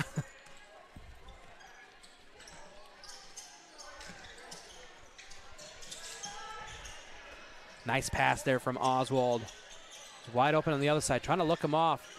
Jab steps, gets it to Rich. Rich wide open. 3. That will fall. Taking the lead back, 6-5. Full court press here. They're going to move. Waterhouse is on the other end. There's going to be a double dribble. Yep.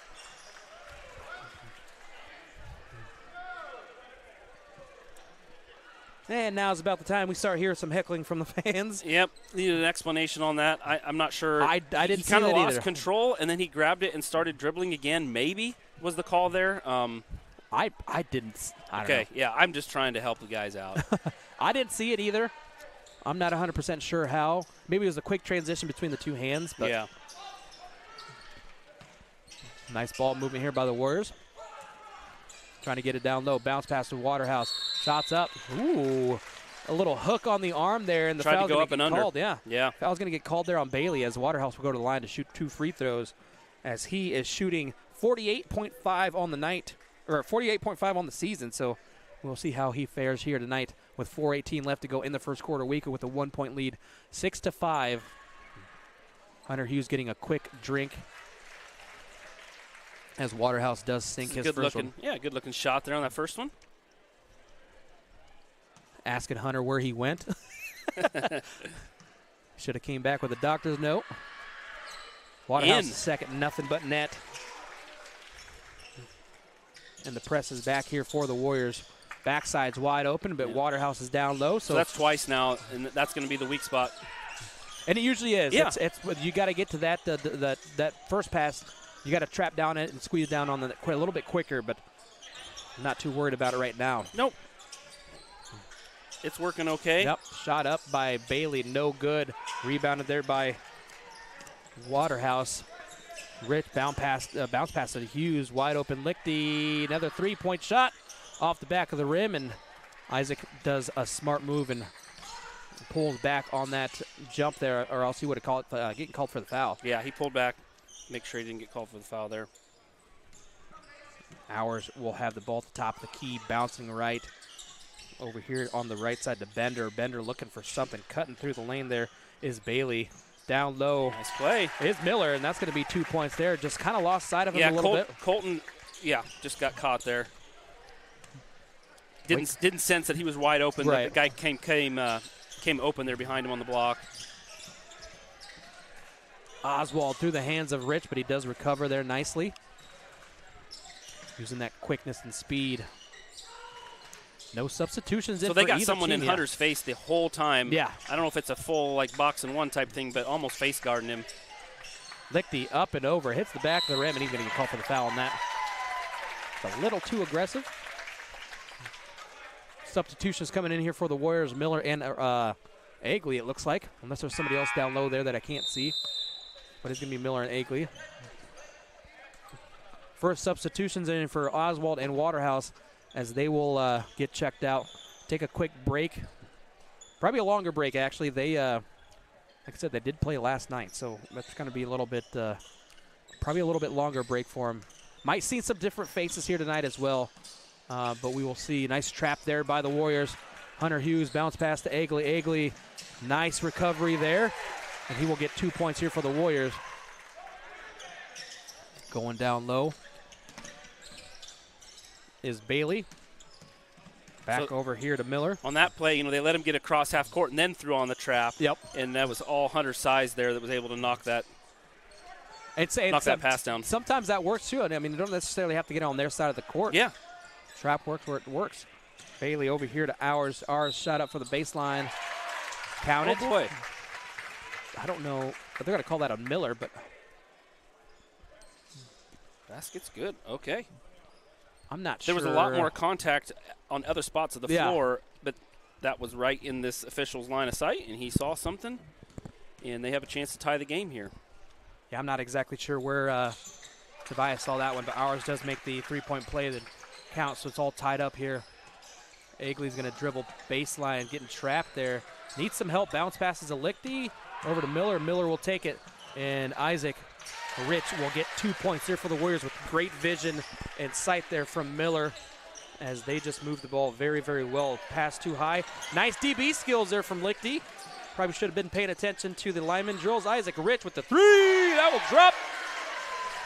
5 points out on top, 15-10. Bailey dribbling inside. A little bit of push there from Rich. Nice defense there for Miller on the backside because he had a wide open Bailey on this side, but Miller will take 2 points for himself there with a nice little jumper. I think they saw something on film with Agley, but I'm not sure they're aware of how good of ball skills Agley has with the wide open three, taking it. Ooh, just hits barely the back of the rim, but I'm happy with those shots. Keep taking those shots. Wide open. He had all day to do that. They're going to give it to you. Take it. Yep. Aros will try to get the offense back on cue here. Over to Miller. Flashing in the lane, they didn't give it to him. Yeah, Bailey's flashing the lane there with his brother as well, getting a screen from him. I'm not sure if that's just not where the play they want to go, or why they're not giving him that ball in pump there. Fake action that goes straight up, right over Lichty. He caught him on the pump fake. Over to Rich. Rich on the backside to Miller. Miller's going to slow things down in here as we are under 40 seconds. Lichty with the travel. Yeah, that was clear travel. Joel Meyer going in for Hughes. Hughes looks exhausted a little bit. He has been running. He's been he's had some guy in his face the entire time. And this might be a game where Hunter plays most of the minutes if it stays close. So getting him an extra 36 seconds plus the quarter break here, and see if Joel Meyer can come in and make something happen. Nice defense so far, going up and over, forcing the turnover again. Nice defense there by Lichty. 26.9 on the clock. 15-14. And Helmuth will get subbed in here for Bailey. For the Ravens. Agley to Rich. Rich to Miller, looking all over the court, using his quarterback vision. Loses the handle there, but Lichty forces his way back through there. Nothing doing on that. 17-14 with under 10 seconds left to go. They just don't. Hillcrest just doesn't have an answer for a body like either Lichty or shot is off the mark, hits the front of the rim, and that will do it for the first quarter. Waco leading this one 17-14 with the tight-knit first few plays here, but Waco doing a pretty good job, as we will hear a word from the Waco Athletic Boosters.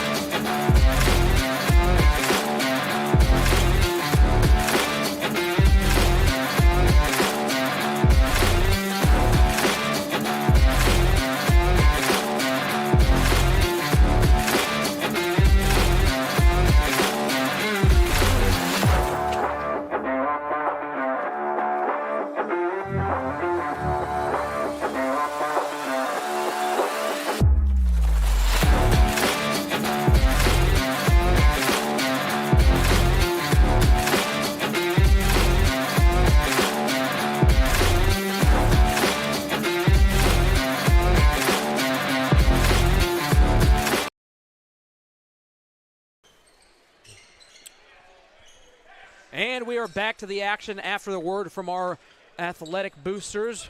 If you can, please reach out to anybody that you know in the athletic boosters, or any of the coaches that you see to be part of the athletic boosters. A nice three-point shot there from Agley as we are back to the action to start this one.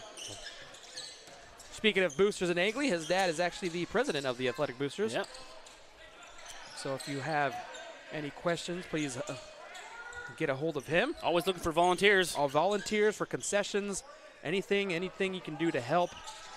Donations are obviously a big part of the funding for Waco program. So nice turnover there again from the Ravens, from the help of Waterhouse, as he hands it over to Hughes. Hughes to Agley. Agley's starting to feel it a little bit. He's starting to mature a little bit more, and I'm starting to love it. That little play there, nice job by but that's Waterhouse. all right. Again, that physicality is going to play a factor into it. And again, if he's just not strong enough to play, he's just not strong enough to play. Yep. I shouldn't say flop. I'm sure he did fall down, but that was not because. You look like paper there. Yeah, that's not because Chase is strong, but he's not that strong. Yeah. 6, or maybe he might be. I don't know. But that's how you have when you're outsized, you have to try to do that. So yeah.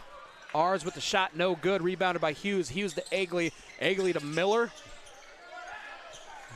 Miller backside. Nice backdoor into play. the. That should have been goaltending. I guess there. I don't know what the rule is on that, but can't touch the net. Ours had a wide open backdoor layup there, but didn't take it. Over to Miller. Back to Bailey. Back to Miller. Over to the other Bailey, the younger Bailey. Or he's the older Bailey. 40 is the younger Yep, Bailey. 40 is the freshman. Wide open pass. Running it down again deep into the shot clock on this possession again. Waco playing really good defense. They're going to get a 3. That Good. will drop. On the other side, Waterhouse trying to get that ball over to Miller. Nothing's doing there. And Shellman, Lichty, and Oswald will check in for Egley, Miller, and Meyer. 22-17 is the lead here. 5:47 left to go in the second quarter here. Some fresh legs back in here after the break. Breaking this fence is the Bailey over to Miller. Hayden Shellman seeing a little bit more varsity action again. Saw some last night. He played. Of course, that was a little different situation at Highland with a big lead, but he definitely got in the game there as well. So coaches are seeing something in his play. Shot up from Ours, and that's going to drop. So Hillcrest right now is content to run it all the way down, and if those threes are gonna fall for him, that's a good way to play. That's the play offense. That's the Hillcrest that I know. Yeah, it's that just live and die by the three, kind of like Pekin used to back in the day. Yep, it is live and die by the three, and usually they had a pretty sure shooter. Yeah. From the stat line. Well, Pekin still plays that way, but Seth Ours is their top leading three-point percentage shooter with 50%. Bailey, or 52%. Bailey, another 50% shooter. Then again, he's only got 2 for 4. Okay. Yeah. And then the next one up is Rowan Miller. He's shooting 44. 11 for 25. Okay. So 25 over that many games. It's not very many shots. They don't shoot a lot, or at least they haven't up to this point. But they're 11 and 6. So 17 games in, 25 shots, 2 a game. That's not very many. But it's keeping them in this one. They're just down 4 here. As Waco's playing defense again. Nice slap there by Waterhouse. Out of the hands of Bailey, back to the other Bailey. Nice defense there by the freshman. Freshman on freshman there. Chased him off the three-point line there. Nice hustle by Hayden, man. Doing a pretty good job there, but up and over there for Bailey. 40-20. There he is. Yep, that's why he's in the game, folks. And Shellman with the three-point play, the freshman, coming in and feeling hot. 27-22 with 4:08 left to go. Hustling back and forth. This whole entire Waco squad doing a great job. Hughes almost with that pick. Miller to Ours. There he got it. Hughes got that one and made sure he got that one. Over to Shellman. Oh, that looks good. Oh, they're going to get a push they're going to get off. Reese on the push. Which, again, he didn't touch him very hard, but he moved a lot more in the air than he should have. And that's the way, And, again, sometimes the how it looks is how they're going to call it. The perception of it. Yep. Yeah. And that will be a timeout, full timeout, as we will go to a quick commercial break to hear a word from one of our local sponsors.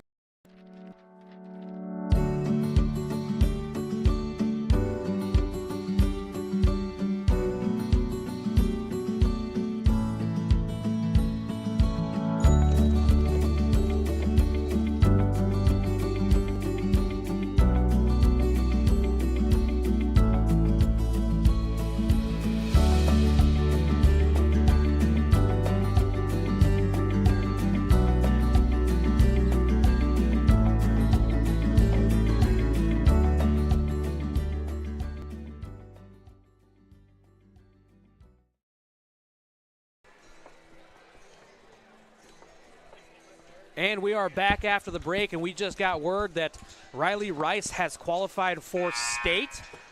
Doing a pretty good job up in regionals in Cedar Rapids here tonight. That's wrestling. Girls wrestling. Yep, girls wrestling. So Riley Rice qualified for state, so she will move on to the state tournament next week, which is in Coralville at the Extreme Arena. Yeah. Or Extreme Arena, yeah. Yep. I think it's Extreme Arena, yep. The Mediacom Extreme Arena There that is located there in the Iowa River Landing. If you haven't been, it's a pretty neat place. Yeah. I wish they would do a lot more things. They got volleyball. They moved volleyball there. Yep, they did. A couple of years ago. We are back to the action here tonight.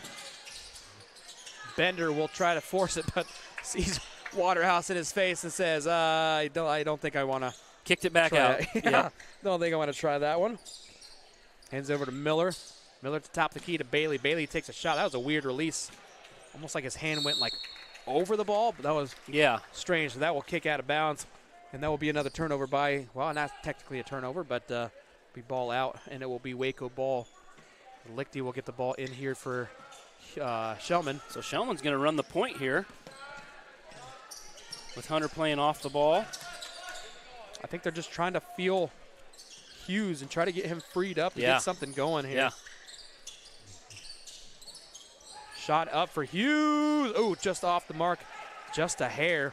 Quick shot there with a hand in the face, so that would have been a tough shot to make.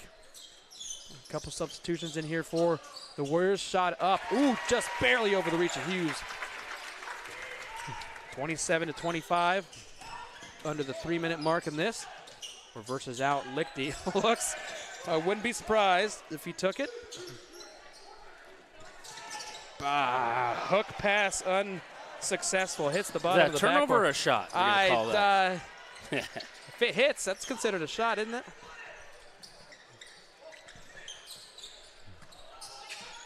Shot up, no good.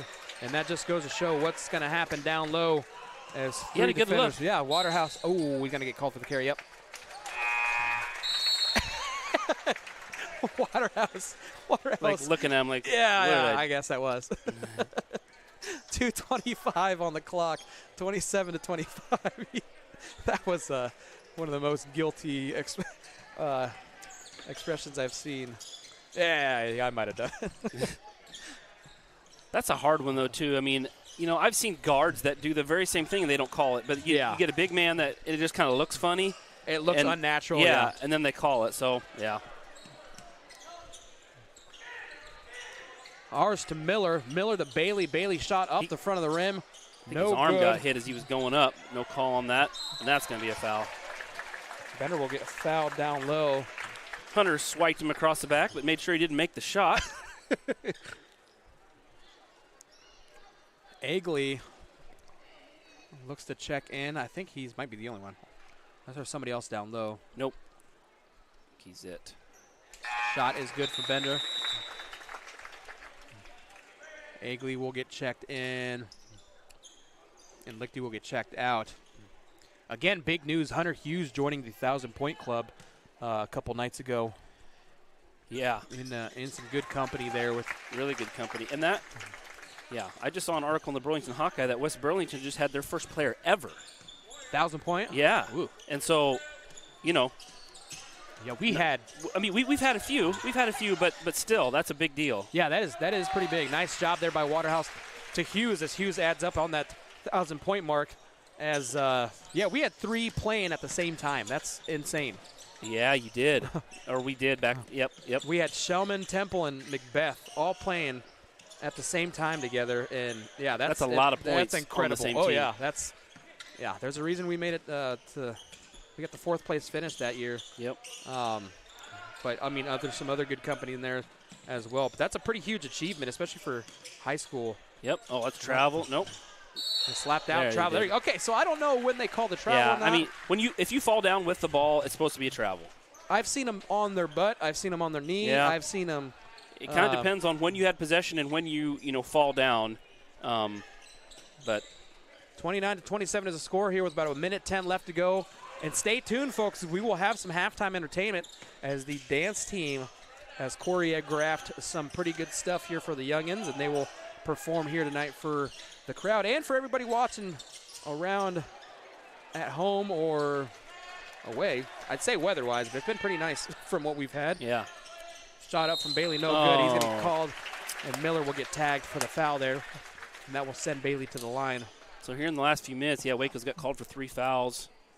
But Hillcrest is getting it inside and going up with it instead of being scared. Go up with the ball and see if you can get a foul. I think that's our strategy for every game that we've called so far. Yeah. Just get down low Get and it go. inside. Just draw a foul. That's my strategy. That's why I'm not coaching basketball. Yep. That'd be the only thing to teach. Just get down there. Get inside. Just go up for the rebound. Second point drops. Lichty checks in for Waterhouse. So again, Hillcrest is playing, a lot better than the last time we faced them, and so keeping this game close. In fact, as close as it can be right now, folks. Yeah. It's tied. And Coach Kissel's going to take a timeout here with 44.8 left in the second period. It is going to be 30-second timeout. 30-second, yep. We will stay here. We'll stay here. That's usually what you want, too. You want, obviously, your teams to progress on the second go-around, and so. But I remember last year, WACO had that dominant team, and with Hillcrest specifically, it was the same way. They came in here and gave that team a real. I think by the end, I think it was probably an 8 or 10 point win, but it was close the whole way through, and that's the way it's shaping up tonight too. So obviously, Hillcrest and WACO have some very familiar ties and close ties to each other, and that always leads to some pretty good matchups. Good matchups. Yep. And a legend on the bench there for Hillcrest, Dwight Gingrich. He's way up there in the top 5, I believe, on wins for his career. And he hasn't lost any of his intensity or passion for the game. I don't know if you can hear him through our microphones, but I would lose my voice so quickly. When the ball's away, he's about 2-3 feet inside in the court too. Yep. When he's playing. Nice job by Lichty there, going up and strong, going straight to the basket, drawing a foul there from Bailey, as he will go to the line.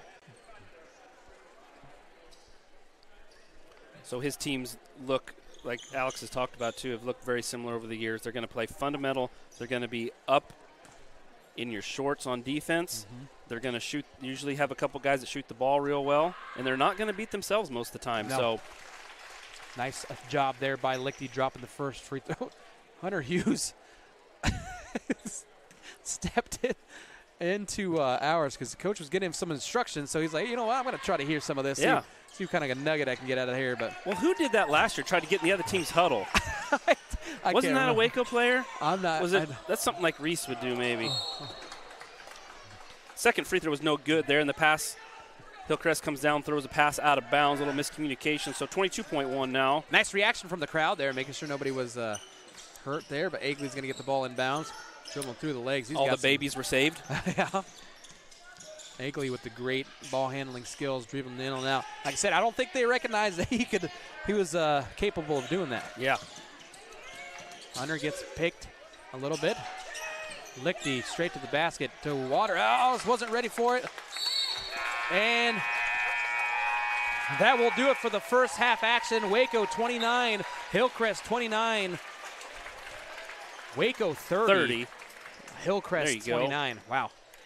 As that will do it for the first half here. We will stay here, again, because we will have a halftime entertainment as the WACO dance team have a routine planned with some of the younger generations. Yeah, they had a little junior dance camp this morning and taught them the routine, I believe, and all that. So see what happens. I'll quickly go over stats for the first half. Isaac Rich leads the Warriors with 8 points. He had 2 for 3 from three-point. Colton Lichty with 6.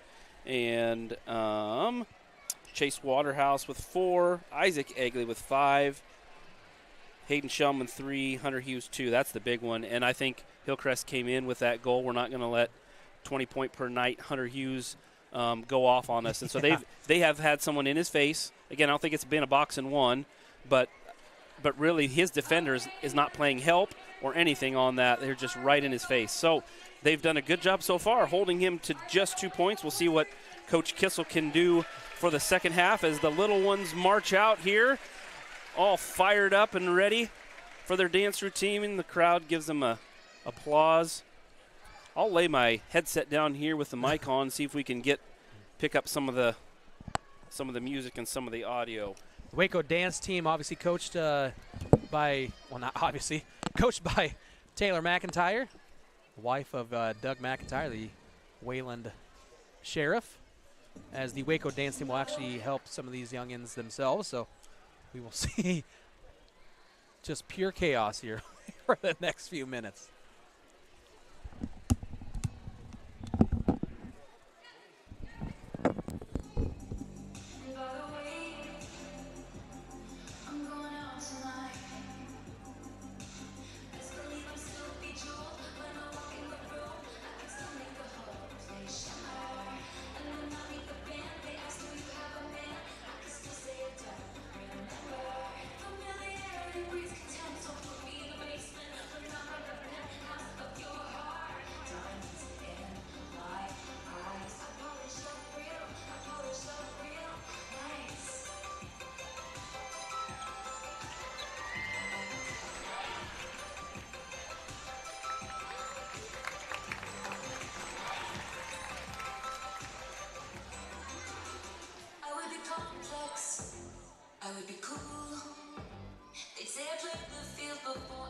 someone to commit to, and that would be okay for me to do.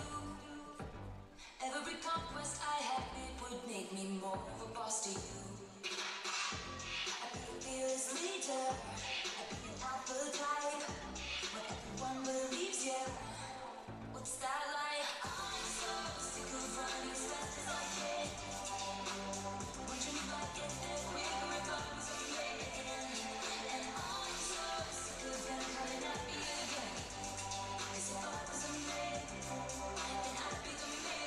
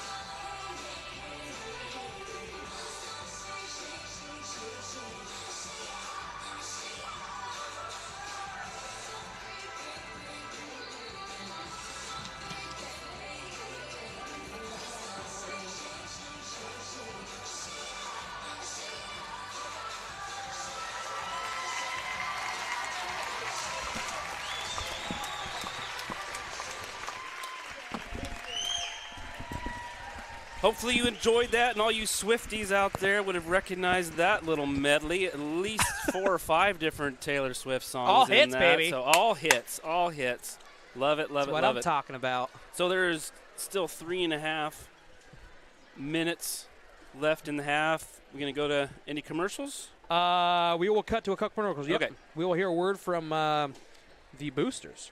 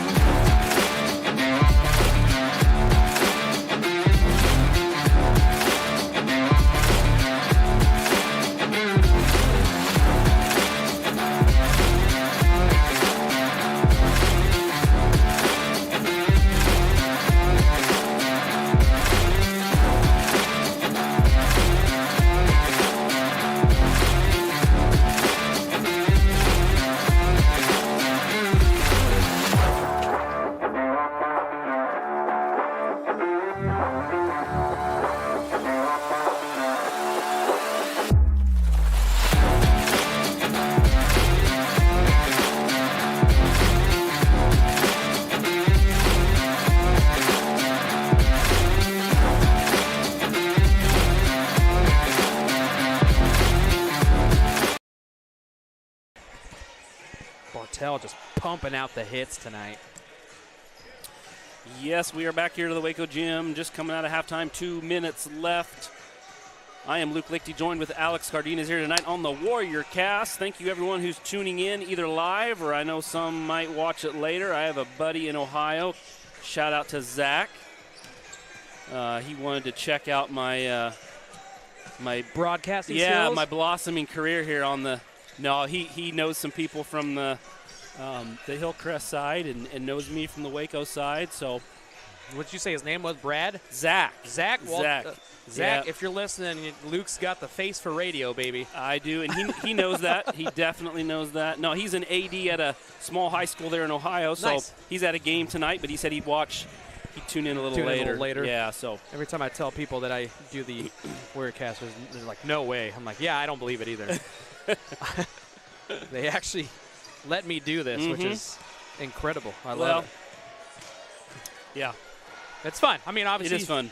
I enjoy it. I help coach the football team, so seeing these guys, playing a different sport and knowing them and what they're capable of is just, it's great to see them kind of grow as student athletes. Is one of the most fun things that I like to enjoy watching. So a minute left, Alex. What does Waco need to do here to get a little bit bigger lead and put this one away? Honestly, they haven't done anything that's been too crazy. Nothing that's been out of pocket, out of gear. Yep, they agreed. just need to stick to the same thing they've been doing. Maybe a couple missed bunnies, but other than that, they've played a pretty solid game here tonight. On the other side, I mean, Hillcrest has just shot some threes, and we knew that going in. That's what was going to happen. The only thing I can probably mention is maybe rebound a little bit more on the defensive side there, but for the most part, like I said, it's been a pretty solid game here. They have eliminated turnovers. They haven't done anything that's been kind of standing out. And I don't think anybody's in foul trouble. No, I think Isaac has 2. I think is the only. Isaac Egley maybe, because Isaac Rich I have down to 0. Now that could be wrong, but no, I think that's correct. Actually, yeah, I don't think anybody's in 2. Yeah, I think we're pretty solid there.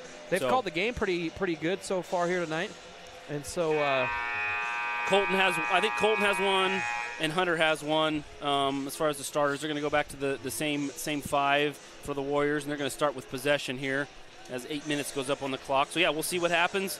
I would agree with your assessment. I think we need to keep getting it inside and working that way, and then just playing really hard on defense, getting steals. Yeah, use the bigs down low. They're there for a reason. As Isaac Rich will get the ball inbounds from Hunter Hughes as he will take over point here. Flashing down is Hunter Hughes. Hunter Hughes down low to Lichty. Lichty putting in the work to Waterhouse for the 3. Yes, sir. Oh, boy.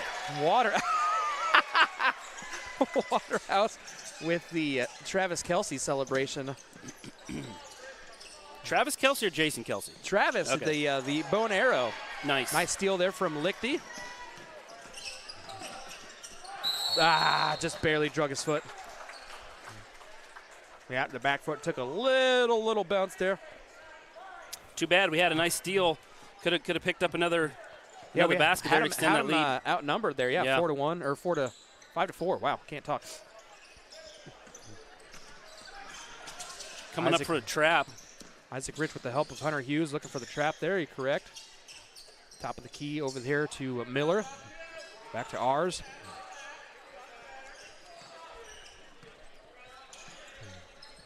Ours down low. Looking down low, excuse me. Not going down low. Over to Bailey. Shot is up from ours. One of the prolific three-point shooters does get one to drop here. That's the one guy that we probably should be guarding outside. Yep. And Colton Lichty shouldn't be having to go out to guard him. No. There should be somebody trailing. There should, but that's, I mean, Hillcrest designed that offensive set to get us out of that rotation so that our guards up top weren't able to do that. A little miss to communication there by Hughes to Oswald. Going for the floater pass, but just kind of missed him and went up and over. So yeah, the first matchup, again, I wasn't able to attend or watch that one live. Were you at that one? I was not there. Yeah, I think Michelle did it, yep. So I'm not sure if they just didn't have the open looks or they weren't following that night, but that's definitely keeping them in the game here. Oh, 100%. Tonight. Yeah. That is unfortunately not good, but Waco will end up with that in the hands of Rich. off of the front of the rim, and this will bounce on over to the opposite side. Hunter Hughes needs to get going this half here. A lot of contact, but nothing called. Good sportsmanship there by Miller, trying to help him up, but moving towards the other end is Bailey. Shot is up, no good. And Oswald will get the rebound there. And that's the thing, that's a big key right there for the Warriors. Getting the rebounds off the missed threes. A nice job there by Waterhouse. Good connection there. That was Hunter that threw that in, didn't he? Yep, okay. Hunter with the great assist there. Waterhouse with the great finish. Good trap. Ooh, broke Steps through. through. Nice job there by Hunter, picking it out from the back. Shot up from Ours. Doesn't get to drop, but a nice rebound there. You can tell he's Waco. dialed in because that one almost went in too. Yeah, that is one of, like I said, one of those, if you're going to let him shoot, that's fine, but you got to get the rebound. Yeah. Like last night, we were not getting the rebounds off of the shots, and Winfield was making a living off of rebounds last night. Yep.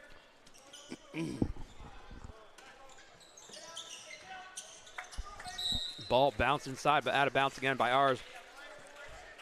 So we'll stick with Waco. 5:25 left to go in the third quarter. 35-32. Hunter Hughes will get the ball, receiving some instructions from Coach Kissel on which play to run here.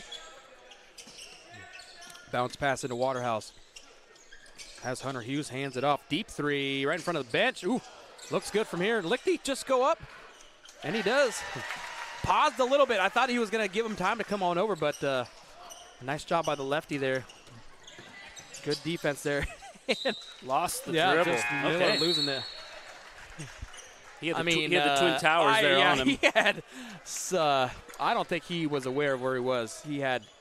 But a couple 6'3", he 6'4" could have fellas, gotten 6'6". it out of there if he would have controlled his dribble, but he lost it out of bounds, and Waco's going to bring up the offense. Hunter Hughes moving well, trying to get the ball through. Man. They're going to call a charge. Somebody grabbed his arm as he was trying to get down there, and Hunter's showing a little bit of frustration, which is deserved. Yeah, I mean, there was a hook on his arm there. That's too bad. That was a really unfortunate call. And again, that's where the physicality and strength kind of comes back to bite you a little bit. Yep. They're like, well, he's strong enough. He should have been able to run through there, but yeah, he was hooked before. If there was a charge, he was grabbed before it for sure. Oh yeah. So now he just needs to gather in his frustrations and just keep playing hard. Nice job there by Lichty, jumping up and then laying off. There's another missed shot there by the Ravens. No one's Bounce on pass him. wide open. Yes. Nice job by Hughes to the Waterhouse connection. Looking very familiar here in this one here tonight. And Hunter, I mean, he's just got to accept that sometimes we're going to have some of these nights. This is going to be his. Point-wise, point-wise, he's not going to have a huge night, but he will be a huge factor in the assist category. And he's knocking away. Dribbles, and he's stealing passes, so he just has to, has to stick with it. Stick with it. Hillcrest moving the ball very well here. Again on the outside, Miller, jab steps inside. Have to go up and over, and great job again by Waterhouse, and Reese is there to recover. Again, one chance. All they're getting is one chance, and Oswald then we get the ball. Off the front. I don't think anybody moved there for the Warriors. I think everybody just kind of sat there and just stared and reacted after the ball hit the rim. 39-32, though. Waco still in the lead in this one with 3:26 left to go in the third quarter. Nice job there by Lichty, impeding the shooter just enough as Coach Kissel will call a full timeout. Here at 3:20 left to go, we will hear a word from one of our local sponsors.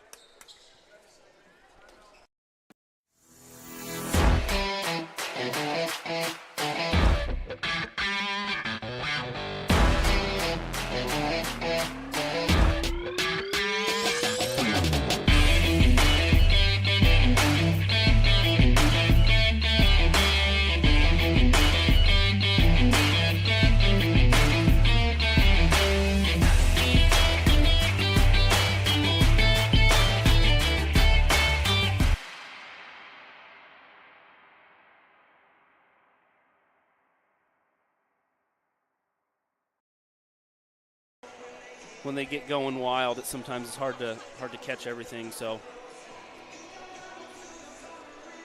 we're talking about stats here so far tonight. We're was wondering how many assists Hunter Hughes had so far, but we only have him down for 3, which are unofficial, of course. Might have missed a couple. It's kind of hard to keep track of the game and stats at the same time, so thanks, Alex. Bear with us. It is. It's very, very hard. Thanks for that. I'm the stat man. It is difficult. That's why I say it out loud to help you a little bit sometimes. Yep. Yeah. No, you do a good job.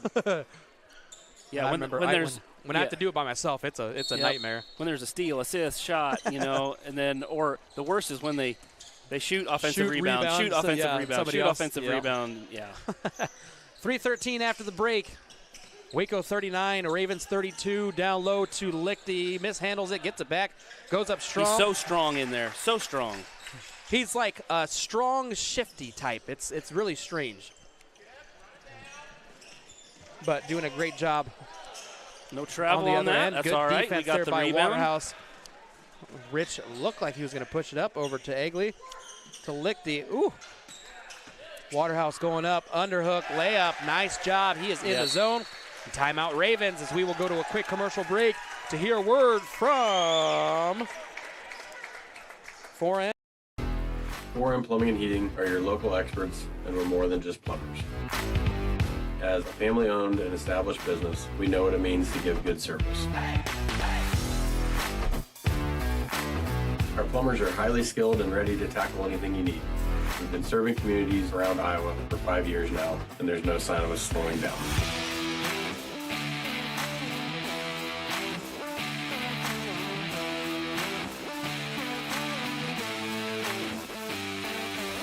We love what we do, and we're happy to help. Give us a call at 319-591-1551.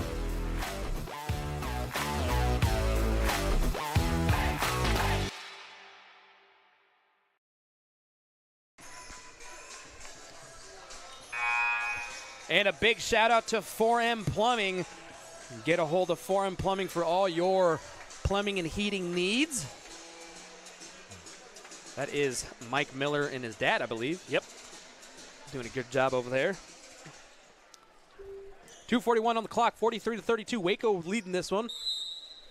Only one foul so far this quarter, so again, part of that is they're letting them play. Part of that is both teams are playing pretty clean. Yeah, not necessarily anything too crazy, too wild, but and the only one was that silly offensive foul, I think, so far. So right, anyway, yeah, but they're doing a pretty good job. And Luke, I hate to toot our own horn, but they are doing exactly what we had said to do. At the half, just give the ball down to the big boys and pound it down inside the paint, and that's exactly what's given Waco this lead and this cushion here so far. Great defense and rebounding by those big guys down low too. Yeah, they just don't have the bodies to match up with a Chase and a Colton. You know what? Down there.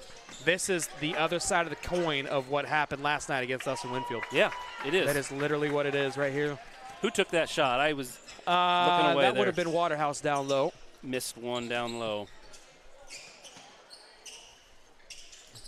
So now Hillcrest pounds it inside, but he's quickly double, triple teamed. Nice crash defense there by the Warriors. Shot is up, and that's going to be 3 points in favor of the Ravens. That's the first couple points from the Ravens in a while. Yeah. Miller down low to Waterhouse. Waterhouse pump fakes, goes up. Oh, just missed it. Well, he got. And then he got fouled. He had a wide open lane. He could have just taken it, but then he took a little peek of who was coming behind him. Yep, he did. And he kind of lost track of where the basket was, and that's a lot of thought process that goes involved into that. But he drew the foul there on the floor, which I thought he was a shooting motion. So yeah, some subs come in quickly here. Let's see. Hughes and Oswald check in for Lichty and Rich. Bounce pass into Egley to Waterhouse to Oswald. Oswald loses it. Ravens ball. Full court press here. Everybody matching up, trying to find who they're going to go to here. Over to Bailey. Or Bender, excuse me. That's Bailey right there. Bailey's going to dribble. Nice little trap. Defensive play. Over to Miller. Miller's going to drive inside. Swings it out to Bailey. Over to ours, and he's going to start the play all over. We are inside of a minute here in the third quarter. There's 15 on the shot clock. So they will take this down and probably take their Chances at a little jumper there. No good. Rebounded by our Miller. Over, just a little too much. And Hunter knew it as soon as he let go of that thing. Just a little too much sauce on that. Yep, and Coach Kissel says that's the right idea. And he knew it. Yeah. He was wide open, just put too much. He was trying to get up and over the bigs that were in the middle there, clouding up the inside there, congesting the area. So ours will shift the ball around to Miller. About an 8-second differential from the shot clock to the play clock. Ooh, nice stolen steal. pass there from Hughes. Hughes to Egley. Egley bounce pass to Miller. Miller, nice little layup. Making the easy ones look even easier with 15. 10-point lead here for the Warriors, 45-35. Oh, Isaac guessed wrong on where that pass was going to go, and they left ours open for another three. Too bad. Just inside of 1, 2. Shot is up. No good, and that will do it for the third quarter here, folks. Waco leading this one 45-38 as they surge here in the third quarter to score some points and bring a big old cushion lead here as Waco leads this one. We will take a quick commercial break to hear a word from Lichty & Sons.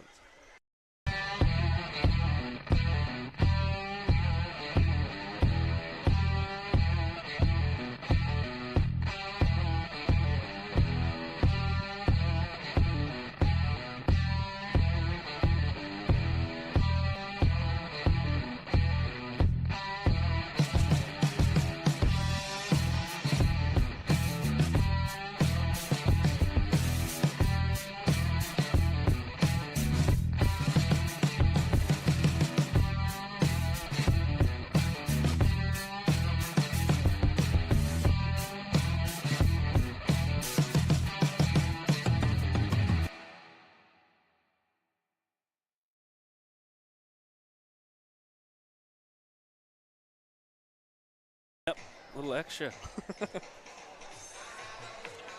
And a huge shout out to all of our sponsors for letting us bring you this live action here.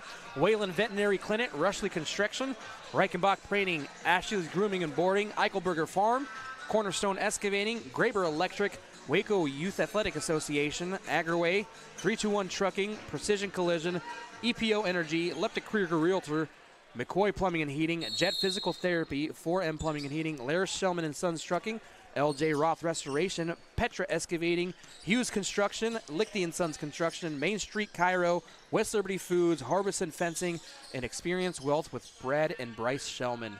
Again, a huge thank you to all of our sponsors for letting you bring you this live action. Wouldn't be possible without them. Not at all, as Waco leading this one 45-38 as we start the fourth quarter. Waco looking to do some more damage as they did in the third quarter and minimizing the damage on the other end. Oh, my goodness. They're going to call a foul? A foul. How about a travel? That old spin move, that's hard to know when that's a travel and when that's legit. Yeah, I'm confused as to I don't know when what the foul where was. the foul was. I mean, he spun completely clear of Colton. You know what? I can probably guess and assume that it was the full extension of the arm. Okay. Right down that you can't do that anymore, and I think that's what got it. Still hasn't gone up on the board. I'm not sure who they're calling that one. That was on Lichty. I mean, yeah. He was the only one close there. Yeah. He was looking for some help. There's a little bit trouble brewing, but nice job from the senior. Nice movement there from Oswald, seeing Miller down low. Adding a couple more points to his tally on the mark, 47-41. Waco doing a great job here tonight, sticking in despite playing a very physical game last night. And that was all 4 quarters of physicality. But they sustained that, and they are here tonight to put on a show for the big crowd we got in.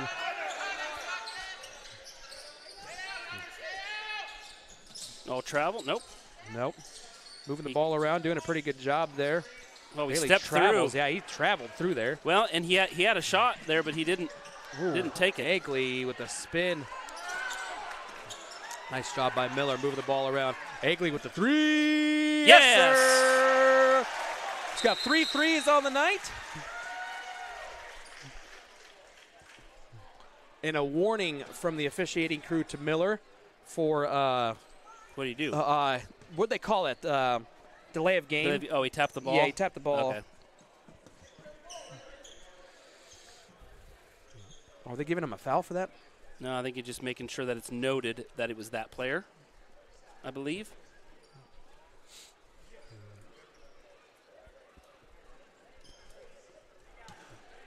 So the Warriors push the lead back to 9 here, 6:31. They still never put Lichty's foul up on the board, but I have him down for 2 fouls, which he's still, if it's 2, he's still way away from any foul trouble. But Hillcrest on the move on this one. Miller on Miller at the top of the key. Waco going to a zone defense here. Switching it up. Yep, have to identify hours, and looks like Reese is kind of shadowing him, but now he's down in low. Shot up there by Bailey. Looks good. 50 to 44. Miller to Hughes. Hughes bounce pass into Lichty. That could have been a foul. Hand around the waist, reaching in. Yeah. They're going to let him play, I guess. Yep. Ball and bounce. Hughes. Shot up. Nothing on that. Ooh. A lot of contact. Oh. They're going to call a foul with bodies flying. I'm not sure. That's on Lichty there. No, that's on Oswald.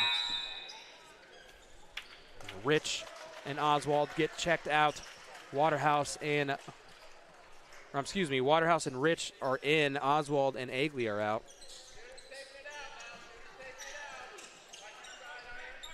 Bailey to Miller. Back to Bailey. Back to Miller, over to ours. Back to Miller at the top, trying to drive in, draw something out. Bailey's got a wide open Bender inside there. Bailey with the 3, hits the front of the rim, high bounce, hits the top of the board. That's going to hit the wire out of bounds. It's going to be Waco ball. I have him down as 8 out of 13 from 3, so that's well over 50% for Hillcrest.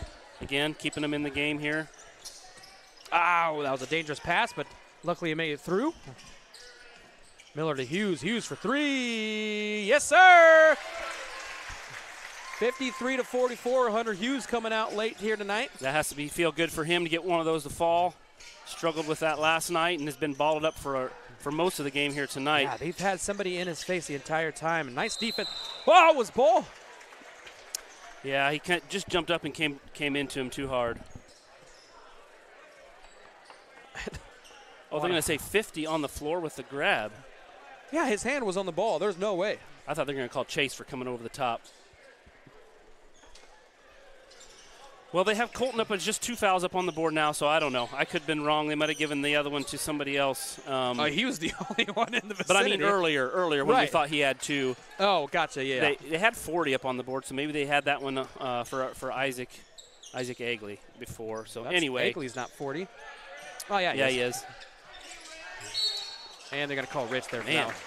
Okay, so now they're starting to call Ticky stuff. Now they are. Again, if they're going to do that consistent on both ends, no problem. Yeah, not at all. But now it's just they get a free or a full 35 seconds here again to run a play. We just got to keep running them off that 3-point line. Identify the shooters. Number 2, there we go. That's going to be a mishandled ball there by ours. And it's going to be a turnover, so Waco ball. With 4:31 left to go on the clock, 53 to 44, 9-point lead here for the Warriors. Hoping to extend this out just a little further. Nice little delay. As Hunter Hughes going to weave through, going straight to the basket, pull-up jumper, in and out. Nice rebound there by Miller. Hesitation, then puts it back. He felt that pressure come from behind, which is great.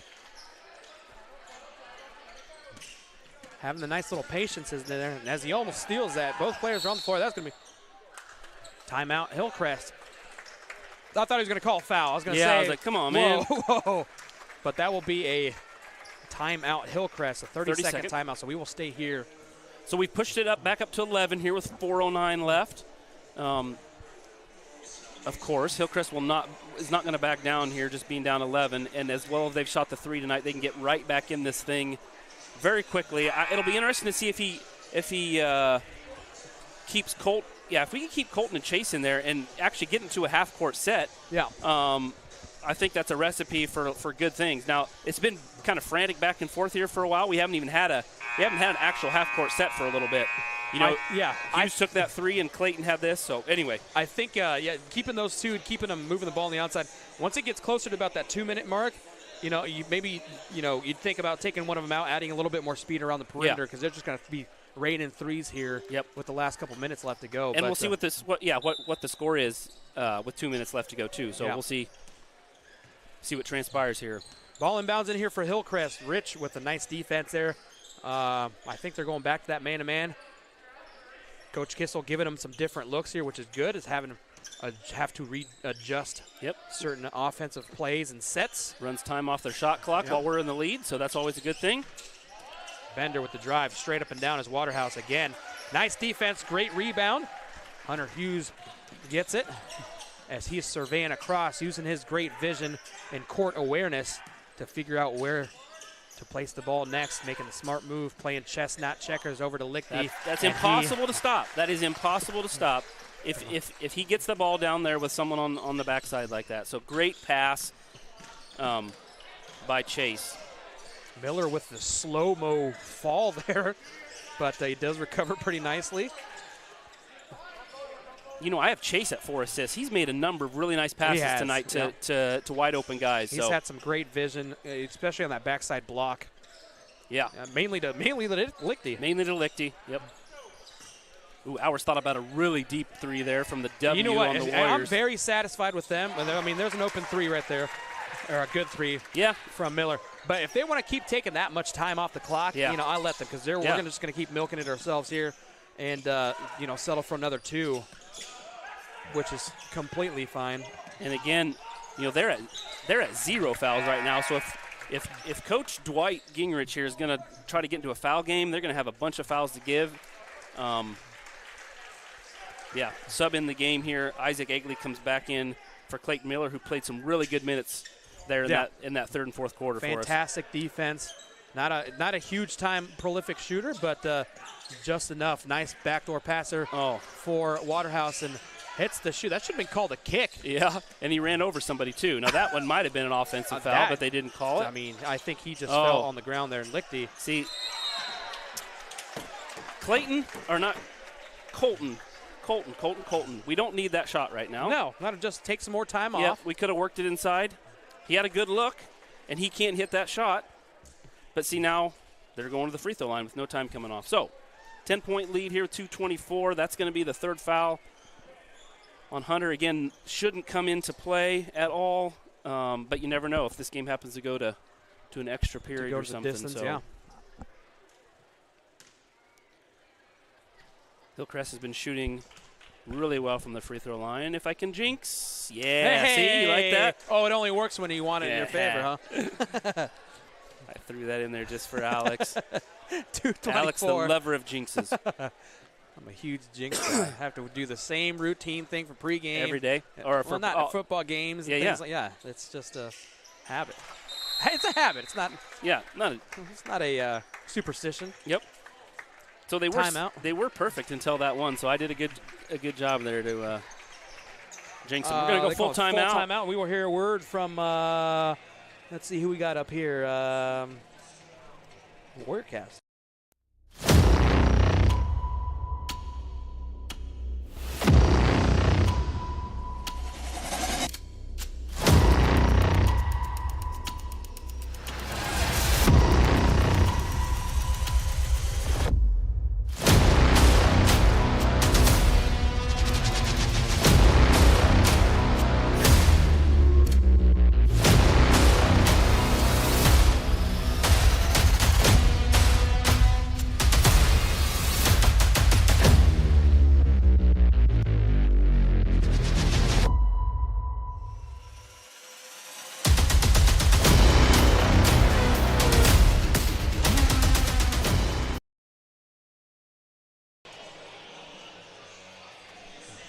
And welcome back to the Warriorcast. I am Alex Cardenas, joined here with Luke Lichty as we are winding down. 2:24 left to go in this hard-fought game here. Waco leading this one 57-48.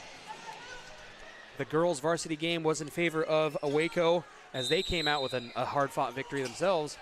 And the boys looking to duplicate this as Hunter Hughes will get the ball inbounds from Colton Lichty.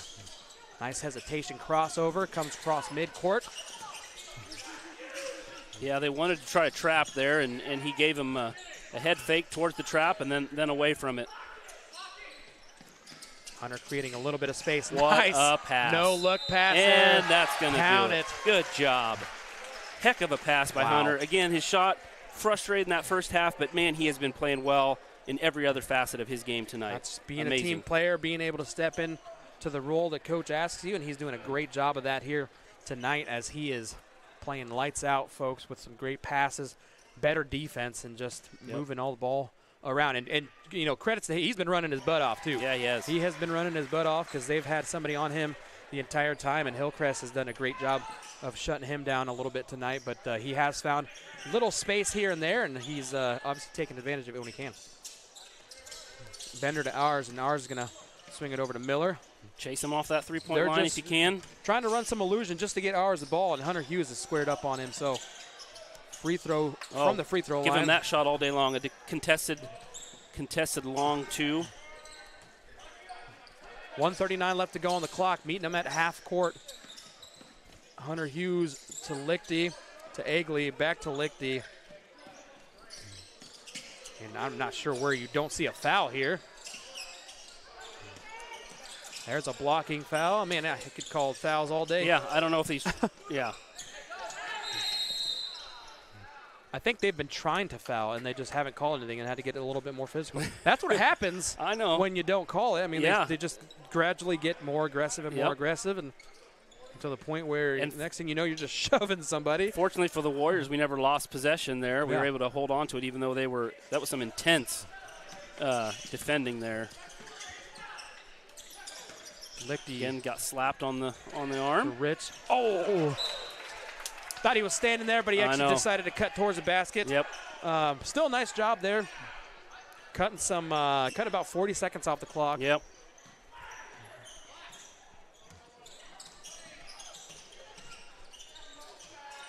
Moving the ball under a minute. 60-48. Miller with the three off the front. Short, tired shot by him. They've been running hard all night Yep. too. Those Hillcrest players. Yeah, they they've don't have a super deep bench, and they've been playing really hard. Yeah, I think they've had just a couple substitutions come in. Yep. Actually, I don't think they've had any come in.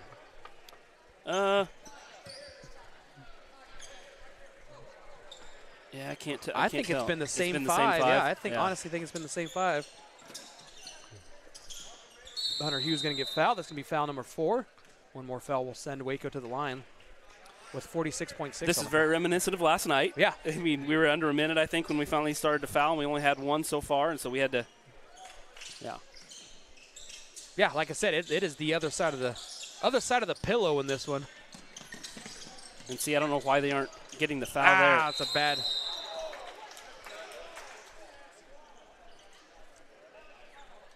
Rich gets catches an elbow to the bridge of the nose. Yeah, An The eyes inadvertent almost- elbow. It wasn't anything.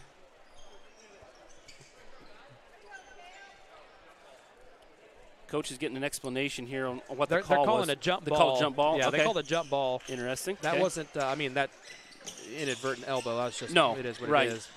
I thought there was a foul on Rich. Yeah, I thought there was a foul on Rich too, but it was a jump ball. Yep. That they had called, and so Lichty will get fouled going to the line with 36.8 left to go. Waco with a 12-point lead, hoping to extend this to 14.